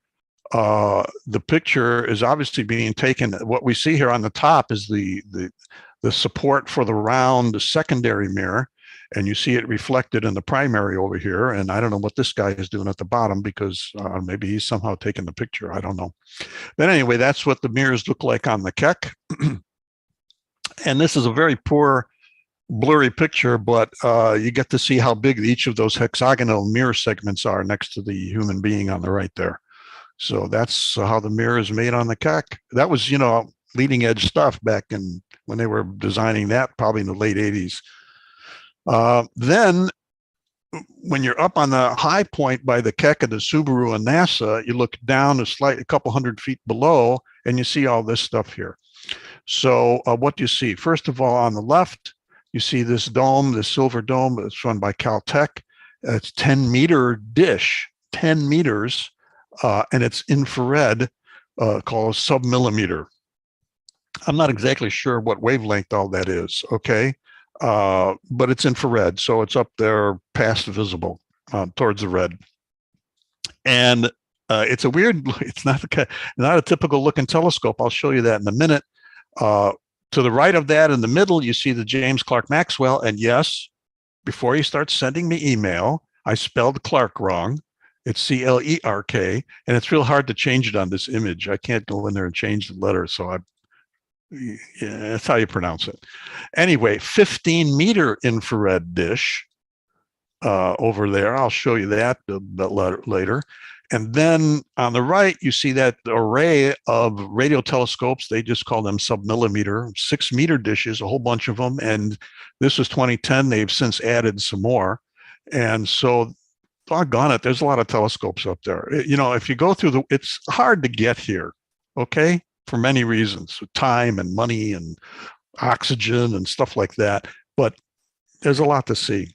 And, you know, I could have gone, if I had time, I could have gone down there and got close up with these, but I was on a tour and couldn't do that. Now, here is that Caltech dish, infrared dish. Look at that. It's not a telescope that we're used to seeing. It's what we call a radio telescope, but it's looking at infrared wavelengths. All right. And I was surprised to see that. Here is that James Clerk Maxwell, properly spelled, 15 meters. And it's interesting. I've seen the videos where this big black circle on the side, and there's one on the other side of the dome, if you want to call it that, that drapes a cloth in a circular fashion to cover the dish, I guess, protect it from the elements or something like that. Keep it clean, I guess. And so it's a kind of a unique observatory situation. Here's another picture I did not take. And what do you see? You see all the way on the right, that silver dome. I think I'm correct here. That's NASA. Excuse me. No. These are those smaller telescopes. Here's the Gemini dome. Here's the Canada, Hawaii, France dome. Here's NASA over here. See this, and then there's the Keck and the Subaru, and there's Caltech and James Clerk Maxwell on the right. And you can see it was a short distance from NASA to the Keck. I could have walked, but boy, I wasn't in shape to do that. But you get to see them all in one big family picture here, and all the volcanic rock, and that's all there is up there. Here's an interesting diagram. Kind of gives you an image of all the mirrors of these big telescopes, the sizes of the Keck, 10 meters across. On the bottom, Subaru and Gemini, 8 meters across, and then the smaller ones up there, you know, from 0.5 meter to 3.8 meters. So the other telescopes, and you can see how they're different. And of course, they all got a hole in the middle. They all got a Cassegrain type of focus, or among others sometimes. Here's another telescope, which I didn't get a good look at, another radio telescope that's up on the summit, and I didn't really get a chance to see it very good. And here's yours truly. The mountain peak on the right is the actual highest point on the summit. It's like 200 feet short of 14,000, I think. And on the left, you see the clouds. We were definitely above the weather that day. Nice sunny day. And that's what it looks like. And you can see that little road. I could have walked up that road a couple hundred feet, and that was not happening. I guarantee you. I would have needed a stretcher or something. Anyway, and this is what's at the top of that peak. The U.S. Geological Survey, you know, they measure they do the surveying, and they measure the altitude, 13,796 feet. 1955, they put it up there. So somebody did a lot of walking back then in the 50s. Okay, God bless them. I'm glad that they did that for us. And of course, again, it says above sea level. And here is what it's like. The most delicious dessert I possibly could have had when I was on that mountain. Let me tell you, you know, you don't appreciate things when you got them all the time. And then when they take something away from you, man, a little bit of oxygen, it is absolutely delicious. Better than a chocolate sundae, I can tell you. It made me feel so good. Just something to think. And you know, I had that bottle there because the tour provider had several of them. And I said, yes, please. More oxygen, please. So I just needed a little bit, and it was okay. Here is me with the tour guide. Of course, I'm all dressed up with every stitch of clothes I had on me. He's in shorts and a t-shirt because he's a Hawaiian guy, but he was a really nice tour guide. Again, here's the view, all clouds below us. That's actually where Hilo is. They were clouded over that day, and we were not. And this is the view of Mauna Loa from Mauna Kea. So you can see how far away it looks. Again, about 12,000 feet. All right, so here's NASA. Infrared telescope, 3 meters. Here's the fellow who gave me the tour. I got to go inside, George, really nice guy. And of course, you know, observatories aren't heated, so everybody was wearing winter coats. This is what passes for a control room, and this is in 2010. Probably, I wouldn't be surprised if they run it on their phones nowadays. But this is the control room, just a bunch of laptops. And then if you're sitting in that chair and you just turn around the other direction, you look through this wall of glass into the observatory itself. The big yellow thing is the forked arm for the telescope. I'll show you that. We went inside the observatory. And I think the glass wall is there because, all the computers, et cetera, in the control room generate heat. You don't want that heat, and the people are generating heat. You don't want that heat in the observatory dome, right, for turbulence. So they have the big wall of glass there. And besides, you can, when you start pressing buttons and moving the telescope around, you can see what you're doing. So then we went inside the observatory. 3 meters, first light, 1979, Cassegrain. So the mirror is behind this black and orange segment on the very bottom over here. The secondary mirror is up over here, and you can see the dome. And all this blue stuff is where the instruments are. The detector is visible infrared, but it's infrared, all infrared, right? And here's a close-up of the detectors. And I found this, maybe you've seen this before, I hadn't, of a really great system. So this is this red box and silver box is at the focus, the Cassegrain focus right then in the middle of the telescope, shall we say. And then it has these rails here, little railroad tracks, these rails where they can just slide it out of the way and then slide one of these other ones into the focus. So they've got 3 different ones here, and there's room for a 4th one on the other side. And so they can switch from one instrument to another relatively easily. They don't have to disassemble this thing and haul them away or something. So I thought that was a pretty interesting setup, and that was again constructed in the 1970s. Here's a close-up of one of them, and I show you this because you have these silver tubes, and the silver tubes deliver the liquid nitrogen to the infrared detectors, right? It's all infrared, just like the Webb telescope. You have to keep it cold. And even though it's kind of cold on the mountaintop, they still use the liquid nitrogen to keep it cold. And of course, that improves the images. And that's what you do with an infrared telescope. Here's a close-up of the right ascension axis, the big yellow fork arms. And then here's the big gear that moves on right ascension, and the 2 motors that move that gear. Again, this was the way you designed them in the 70s, right? Here's a close-up of that same gear mech. You can see the teeth on the gear and the 2 motors that drive the gear. And I was told that Coors beer cozy and had a very important job to do back there. I don't know. They said it had to be there. I'm not sure what it was for. So that was NASA. Call ahead if you want to go. I assume if you're a taxpayer, they'll give you a nice tour. They were certainly very nice to me. And now that COVID is loosening up, of course, that'll be easier too. And then he drove me over to the Keck. Very nice guy, George. And I'm standing in front of it just to prove that I made it there, because like I said, when I called them, they just hung up on me. They were nice people, but they're not interested in. And if you look closely, you'll see that I'm leaning against a post, because I had to. Okay, I would always lean and hold on to things whenever I could. It was always very helpful. I don't want to belabor the oxygen thing, but when you're up there, it's a big deal. Again, here's the Keck Dome, which I showed you already. Here shows you the building between them two. Here I'm inside the building where they allowed visitors to come into, and they have this display that shows you how they're connected originally for interferometry. That didn't happen. Maybe it will someday, who knows? And this is when I'm inside, I'm looking in the dome, and it's a lousy picture because I'm looking through a piece of glass. Or maybe I was shaking because of lack of oxygen. I don't know. But anyway, this tan structure here, if you look closely, you can see the hexagonal shapes. This is the structure underneath the primary mirror. Again, certainly there's no tube on telescopes like this. They're just an open trusswork structure, but that's where the primary mirror sits, at the bottom of the Keck. And then here's another view. I didn't take it. Again, it shows the mirror.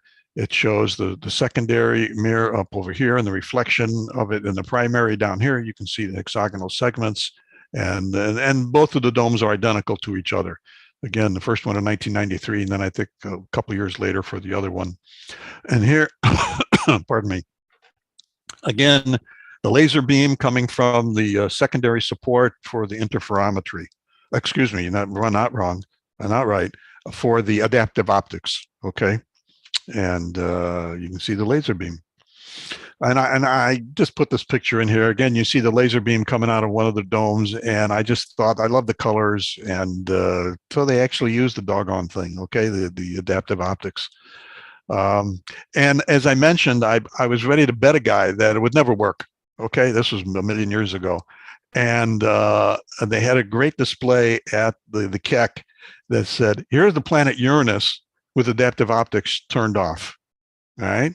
Oh, hey, great. I mean, who among us has a telescope that we can see the rings of Uranus? Not me. Okay. So it's a nice view of Uranus and a moon. And then here it is with the adaptive optics turned on. So, and even look at the rings, you can see there's kind of like multiple rings. So do adaptive optics work? Heck yeah. And so I'm glad he didn't take my bet. That's the Keck. They're the big. These are the big guys on the summit. Oh, and here's some discoveries, some images from a Keck. You have this quasar in the foreground, and it's doing gravitational lensing of a background galaxy. And you can take that to get those kind of images from the Keck. We kind of know that now, but it was a big deal, when Keck was getting its first light, etc. They also discovered a planet. Those three stars, C, B, and D. Three planets going around this star were already known, and Keck discovered the fourth one, the E one, really close up to the star there, which of course are harder to see. And that was another discovery made with the Keck. Okay, so that's the Keck. Now, here is the telescope that doesn't exist. The 30-meter telescope. Caltech and many other organizations are funding this and trying really hard. A very unique looking dome. Of course, not an equatorial mount. Everything is alt-azimuth nowadays, and computers control everything. And you see the windows around the dome. This is how they are going to do it. And on the left, you can see that it is just a short distance away from the summit where everything else is. And so here's some information about it. No surprise, the mirror is going to be 30 meters, 492 hexagonal segments. Okay, this is a ambitious project. And here's something I've never heard before. How many square meters will that be? 655. I don't know how that compares to my C8, but anyway. And here's the thing that blew my mind. Why I wanted to have this image here. 12 times sharper than the Hubble resolution? Maybe. I have no reason to disbelieve them, but I'm thinking the Hubble's pretty good. And 12 times sharper, better resolution, doggone it. If they get this thing working, it will be one heck of an instrument, right? And this is what their mirror is going to look like. 492 segments. Go ahead, count them. I'll wait. You don't believe me? Go ahead. Or don't, and believe me. And see the colors? If you look in the lower right-hand corners, the colors show you what countries are going to be making those segments. You don't want to put all your eggs in one basket, so to speak. So they've got Japan, US, India, and I believe the CN is China. I don't think it's Canada. But I'm not sure about that. I'll be honest with you. They're going to be using this glass called Clear Ceram Z, which is so-called zero expansion glass, which all the big mirrors use nowadays. That means when it changes temperature, wherever it's located, it won't change its shape, which is the way we want telescope mirrors to operate, right? So it's talk about an ambitious project. Anyway. Make one of those hexagonal mirrors is an ambitious project. Make 400 plus or 500 of them with their 82 spares. God bless them. I wish them the best. Here's a picture of people just training on how to make the hexagonal segments. Okay. This is at a company called Coherent in Northern California just 2 months ago. This picture was taken, where these fellows from the Indian Institute of Astrophysics came here to California to learn how to make these segments. All right, it's a big project. All these countries, so many people, so much glass. Here's another picture of them doing that. These circular things with all the squares on them. If you've ever made a mirror or seen that process, this is the tool that grinds the mirror. right? And just making those tools is a big deal. And in the lower right-hand corner, you can see the tool is on the bottom with the squares, the scraping surfaces, the polishing surfaces facing up, and then the round piece of glass is being shaped, polished, formed, right, with the computer-controlled machine. And this is just doing that. I think it says, what does it say? That they've, in the upper left-hand corner, they've delivered 19 of these round mirrors, which are going to have to be cut into hexagonal segments. And then they expect to get 50 more this year. Now, 50 isn't 400 and anything, which means this is years in the from now. It'll take years to finish this project. Okay, so don't expect to see it this summer. So it's a big project, whole bunch of companies, whole bunch of countries, whole bunch of people working on this. Here is another picture. Pardon me. You see one of those round pieces of glass that are going to be made hexagonal later. And then the machine on the right is not for polishing, it's just for measuring them. After they're all polished and formed, we don't want to pull a Hubble here. Okay, I'm not trying to say the Hubble guys are bad. They ended up making a great telescope, but you know, they had a trouble when they first put it up in space, right? And that was a bad day for a lot of people, and they don't want to do that. So testing is going to be a big deal. I mean, look at all the testing that went into the Webb telescope, right? We kind of learned our lessons, I think, and I think hopefully these folks learn their lessons too. This is, again, a picture just from last month where they're doing this. The measuring of the glass. Okay, so that's all the PowerPoint I want to show you. I've got an 8-minute video. Terry, do I have time to do that? An 8-minute video. Everybody, wake up! Wake up! Push and hit the guy next to you to wake him up. It's fine, Bill. It's only 9 o'clock. If you want to take another 8 minutes. Okay. Where everybody will hang on. Then let's see, what do I have to do? I have to stop share, and then I have to share again. And here's my video. I think it's as simple as that. And by the way, I'm going to, oh no, that's not my video. This is my video. Let's, come on. I'm a Zoom guy, right? So the big question is going to be whether the sound comes through, but hopefully it yes.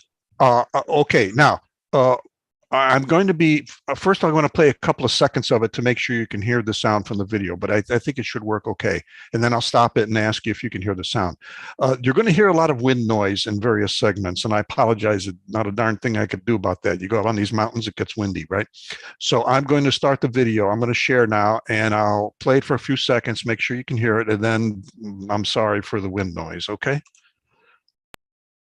First of all, do you see the video image of the mountain? Okay. All right. I'll play it for a couple seconds. You're going to hear the wind noise. There is Mauna Loa. Yep. How did that? Is that the? You're going to adjust your sound accordingly. I don't want to hurt anybody. Okay. So you'll hear me narrating, saying that that's Mauna Loa in the background, but I'll just let the narration go. And if I have to stop and say something, I'll let you know. Here we go. 8 minutes. Mauna Loa, where all this lava came from. Discover the landscape.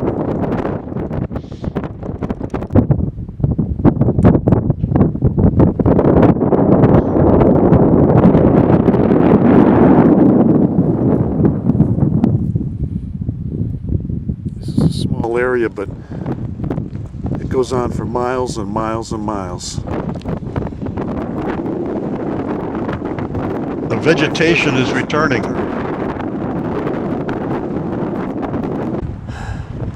Well, that's the visitor center. Okay, that's the visitor center. You'll hear me saying some of these things, but in case I was suffering at this point, they said, hey, if you walk up to this little hill, it's just a couple hundred feet, you'll get a great view of the visitor center.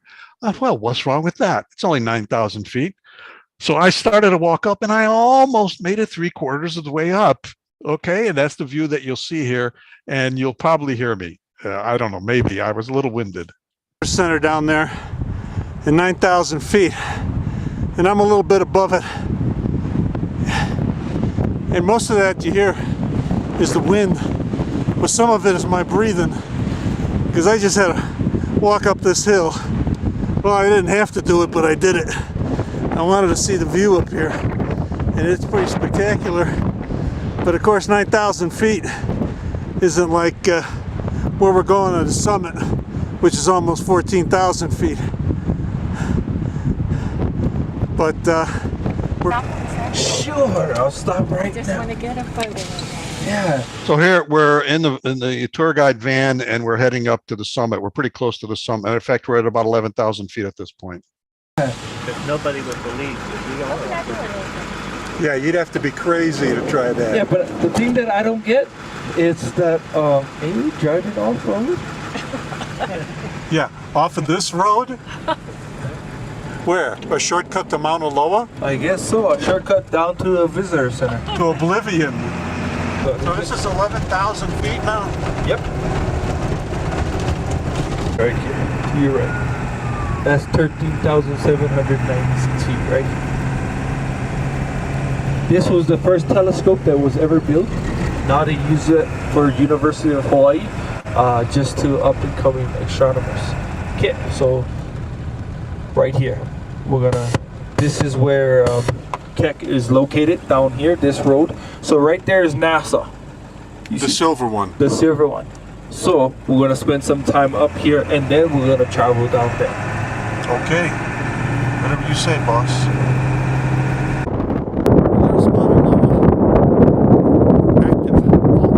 Erupted in the 1980s. And there is the highest peak, just maybe about 100 feet from where we are now. But as you can see, we're definitely looking down at the weather. If the clouds weren't there, we could be seeing Hilo, where my cruise ship is, and the rest of the town. But we are up at the summit where the observatories are. That's for sure.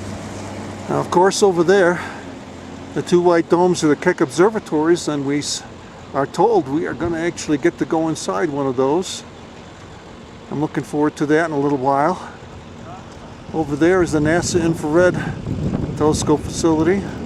I'm hopefully going to go inside over there.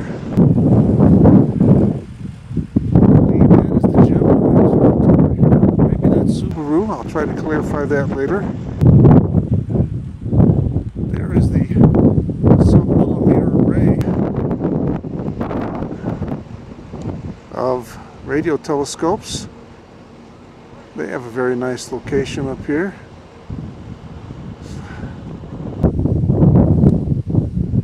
Many observatories on the top of this mountain. The background weather tends not to be a problem. A few clouds going up high today, but as you can see, most of them are down below. I can't believe I actually made it up here. Let me tell you, man, breathing is an issue. It's also interesting. Everything we're standing on here is volcanic rock. Everything. This is all volcanic rock, and all the red rock, all the iron. This is all real old volcanic rock that all these observatories are sitting on. And I'm told this volcano is considered dormant, not extinct. So who knows what we might see today. Didn't put that much faith. This is inside NASA. That's George, the guy. And on the subject of the volcano being dormant, not extinct, I told the, I don't think I told you this already. I told my tour guide, you know, if we get an earthquake up here, there's a tip in it for you, okay? But he wasn't able to manage that for me. That would have been great, okay? Okay, so here's inside NASA. Computers. When was that constructed? This was started in 76, and I think first light was 79. Okay. And so if you looked at a similar telescope built today, the structure would be a lot lighter looking, and all the flexure will be taken out in software. Yes. Now, the mirror cell is all that orange and black, correct? Below the black cloth, the orange section is where the mirror is sitting. Yeah. Your name again, please? George? George, and how long have you been working here? Since 83. 83. Thank you, George. And So what we have here, do I see, is that the secondary mirror I'm seeing up there? yeah, that's the secondary. How big is that secondary? I believe it's 9 inches That's, okay. approximately.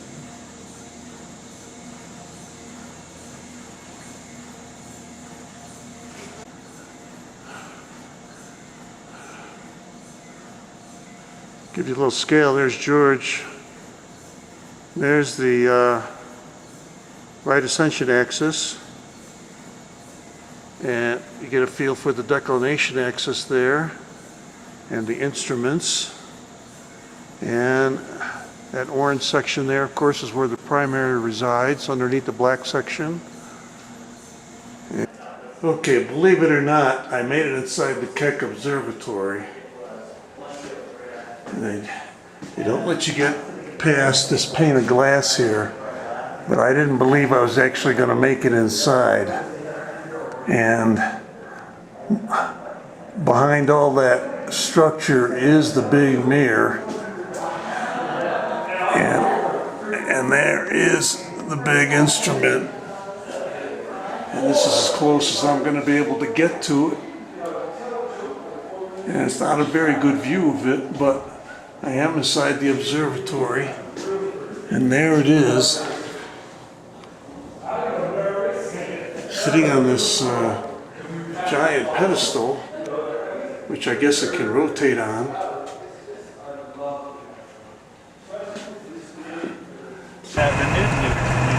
Okay, we're leaving the summit. I asked him to leave me here, but he said I had to leave, otherwise Security will come and get you. yeah, he'd be in trouble. So I have to go back with the tour. Hey, this is going to be like, hey, are your brakes good? I'm hoping. Oh, that's right. Today's your first day, so you don't know, right? Yeah, I'm really hoping.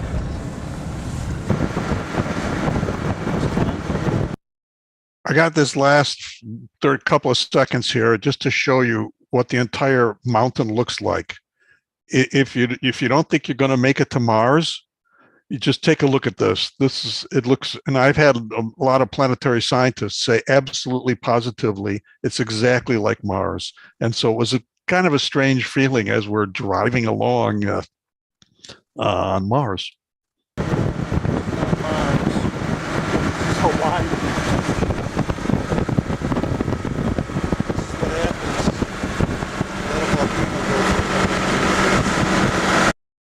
Okay, that is the end of the video.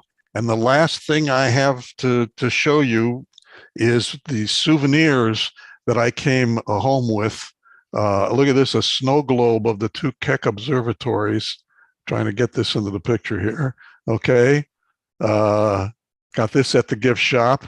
And actually my favorite souvenir is this piece of volcanic rock off of the Mauna Kea. It looks like a piece of Mars. And, you know, I didn't feel bad about taking a piece of the summit. They got plenty of it, okay? They got plenty. They don't need this one little piece. So I got a really nice souvenir of a piece of Mars. So I am done. Thank you very much for your attention, for all of those who are still awake. And I guess I'll stop my share now, Terry. Okay. And do we have any questions for Bill? Thanks for the presentation, Bill. It was Well, fascinating. you are welcome. My pleasure. Yeah, I got plenty. I got to be in bed by midnight, but other than that, I got I can do questions. Mr. Spazzeri? Yes, sir. Brian Lippincott here.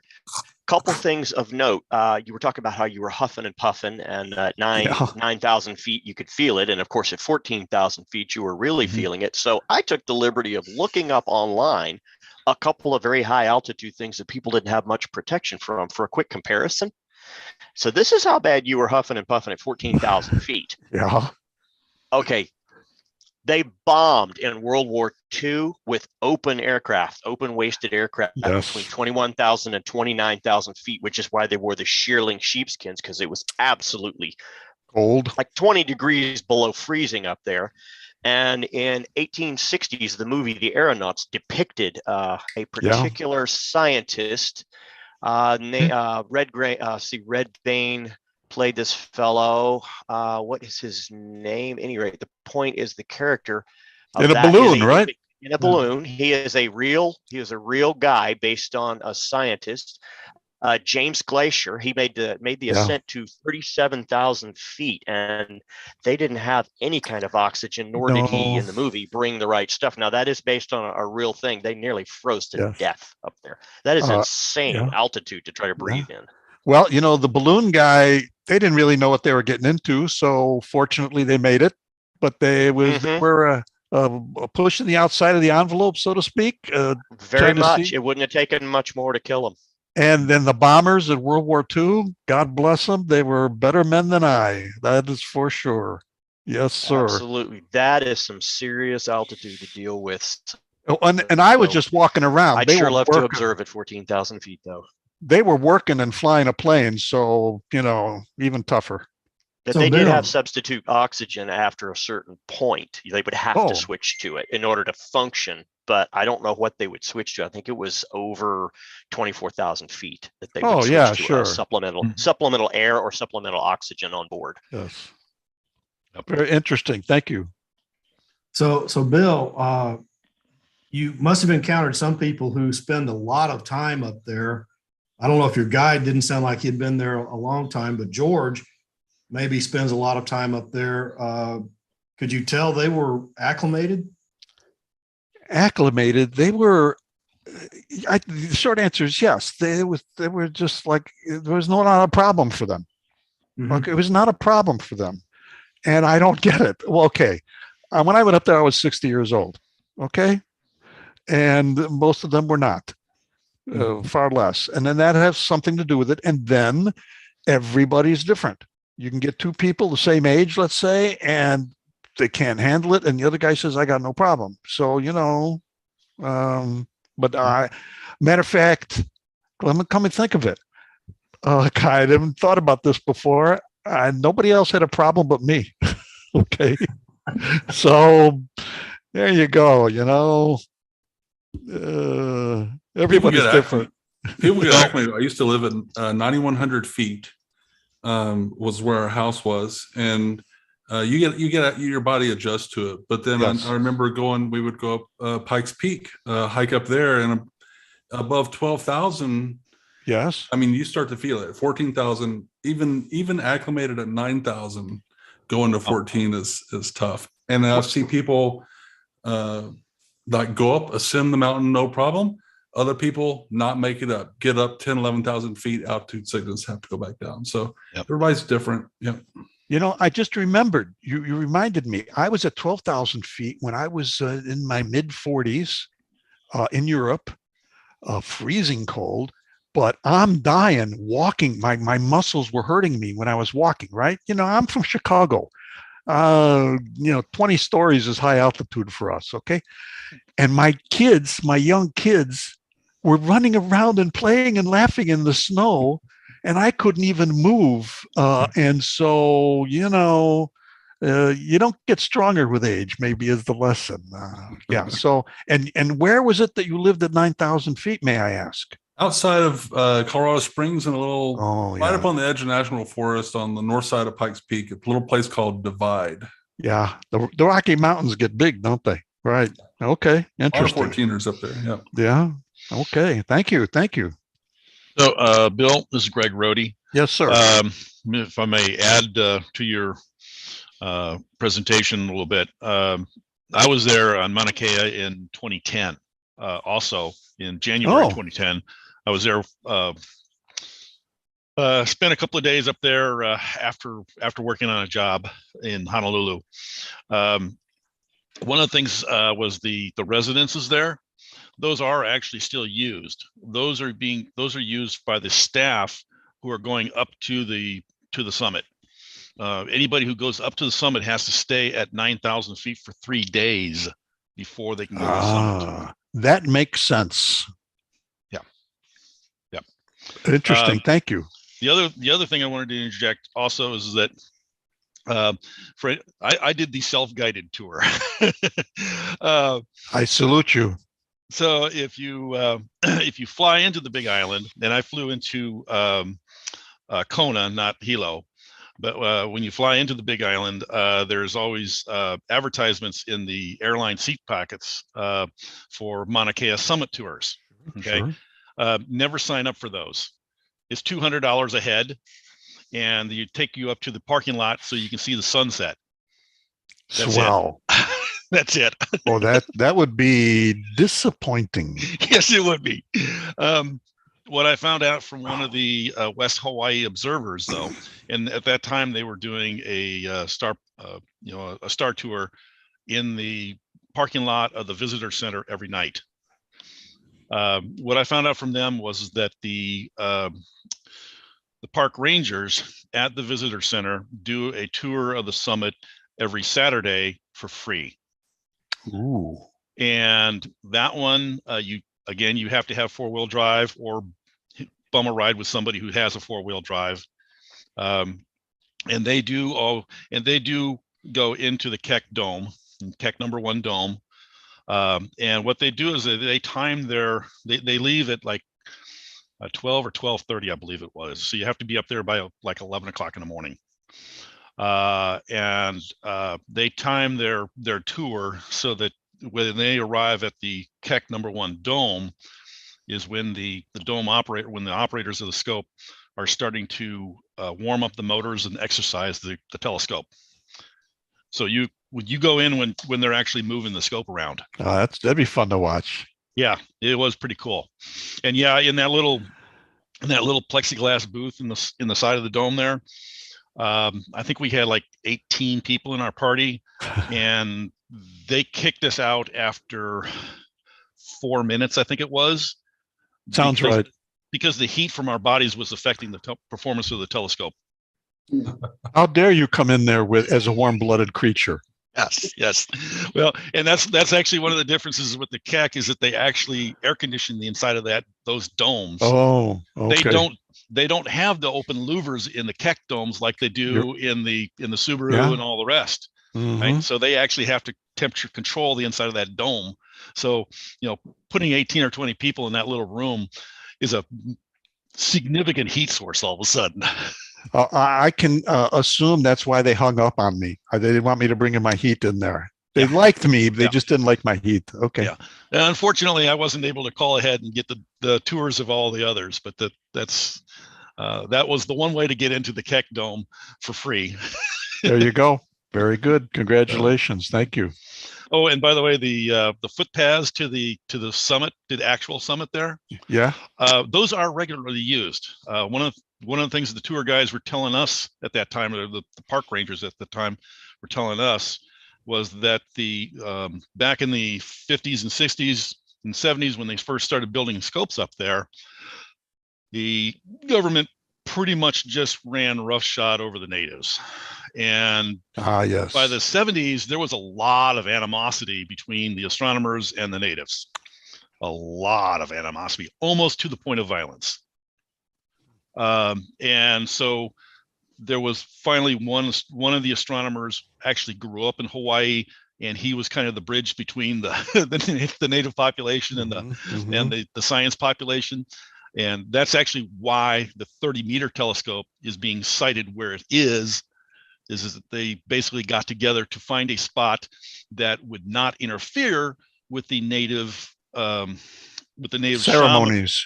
Well, yeah, what it is that those trails from the summit there actually extend all the way down to Hilo, down to Waimea, down to Kona, all over the island.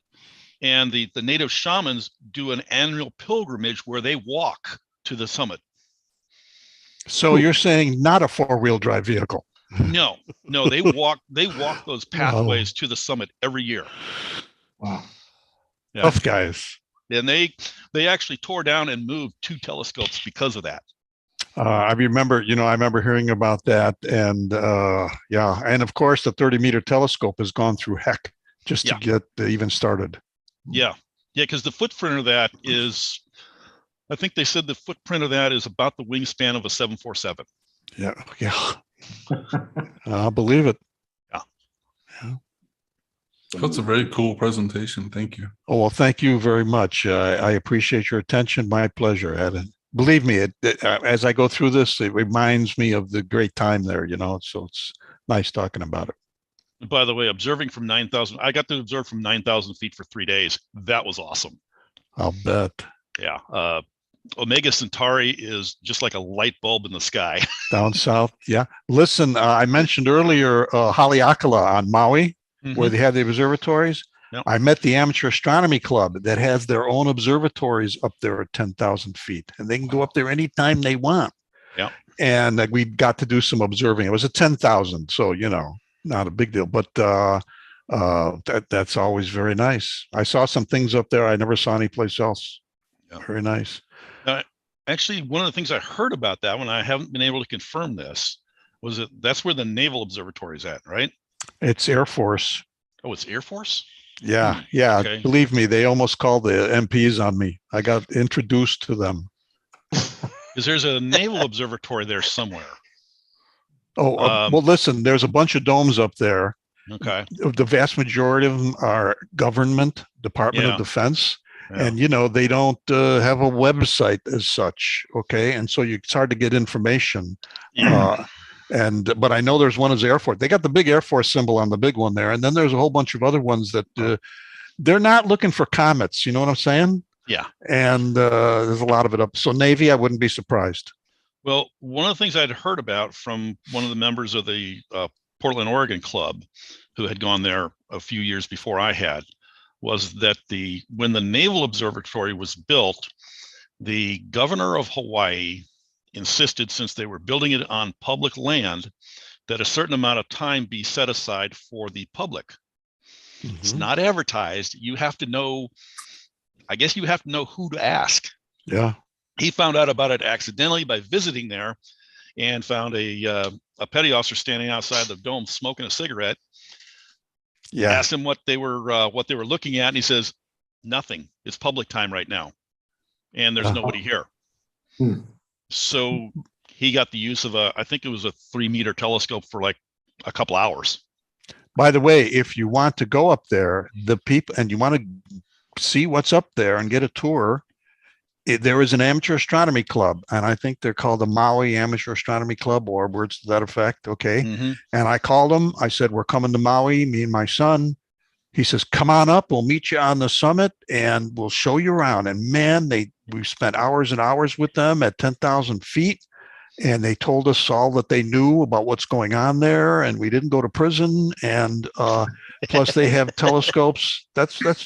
I set the bar low on my, just don't go to prison. And then that's successful. And they were very nice, didn't charge us a penny, and had a wonderful time up there. So if you want to go, Maui summit, 10,000 feet, called the Maui Amateur Astronomy Club, and they were very, very nice to me. Yeah. Yeah. Now the West Hawaii observers are the ones that do the sky tour at 9,000 feet on Mauna Kea. Okay. And they were really nice to me as well. Good. I got to set up there Saturday night with a 24-inch scope till dawn, which was pretty cool. Yeah, it's nice. Those rare opportunities. I will tell you this. If you appreciate fine instruments, you might have to wear blinders when you're at the visitor center. The picture you showed earlier where the stone wall was made from the native rock there. Yeah. I saw one of the volunteers pick up an eyepiece case off of the top of that stone wall. Yeah. That wasn't closed. Okay. And I saw naglers hit the ground. Ow. Don't say that out loud. Wait, Yeah. they told me just the other day, no, we can't do our observing. It's broken. We're waiting for a part. Now, who knows what's behind that? You know, I grabbed one of their Dobsonians to see if I could do a little observing myself. The mirror was so filthy, you couldn't see a reflection in it. Yeah. Because they'd never cleaned a mirror because they didn't know how. Wow. You know, the reason their machine was broken was because they didn't have me in my machine shop up there. You're darn right, Brian. You're darn right. Well, what I found was that most of the volunteers at the visitor center there, they're not amateur astronomers. They're a gift shop, Greg. Yeah. It's a gift shop. So they're parks volunteers that get rotated around from one park to the next. Okay. Well, what are you going to do? And in fact, they told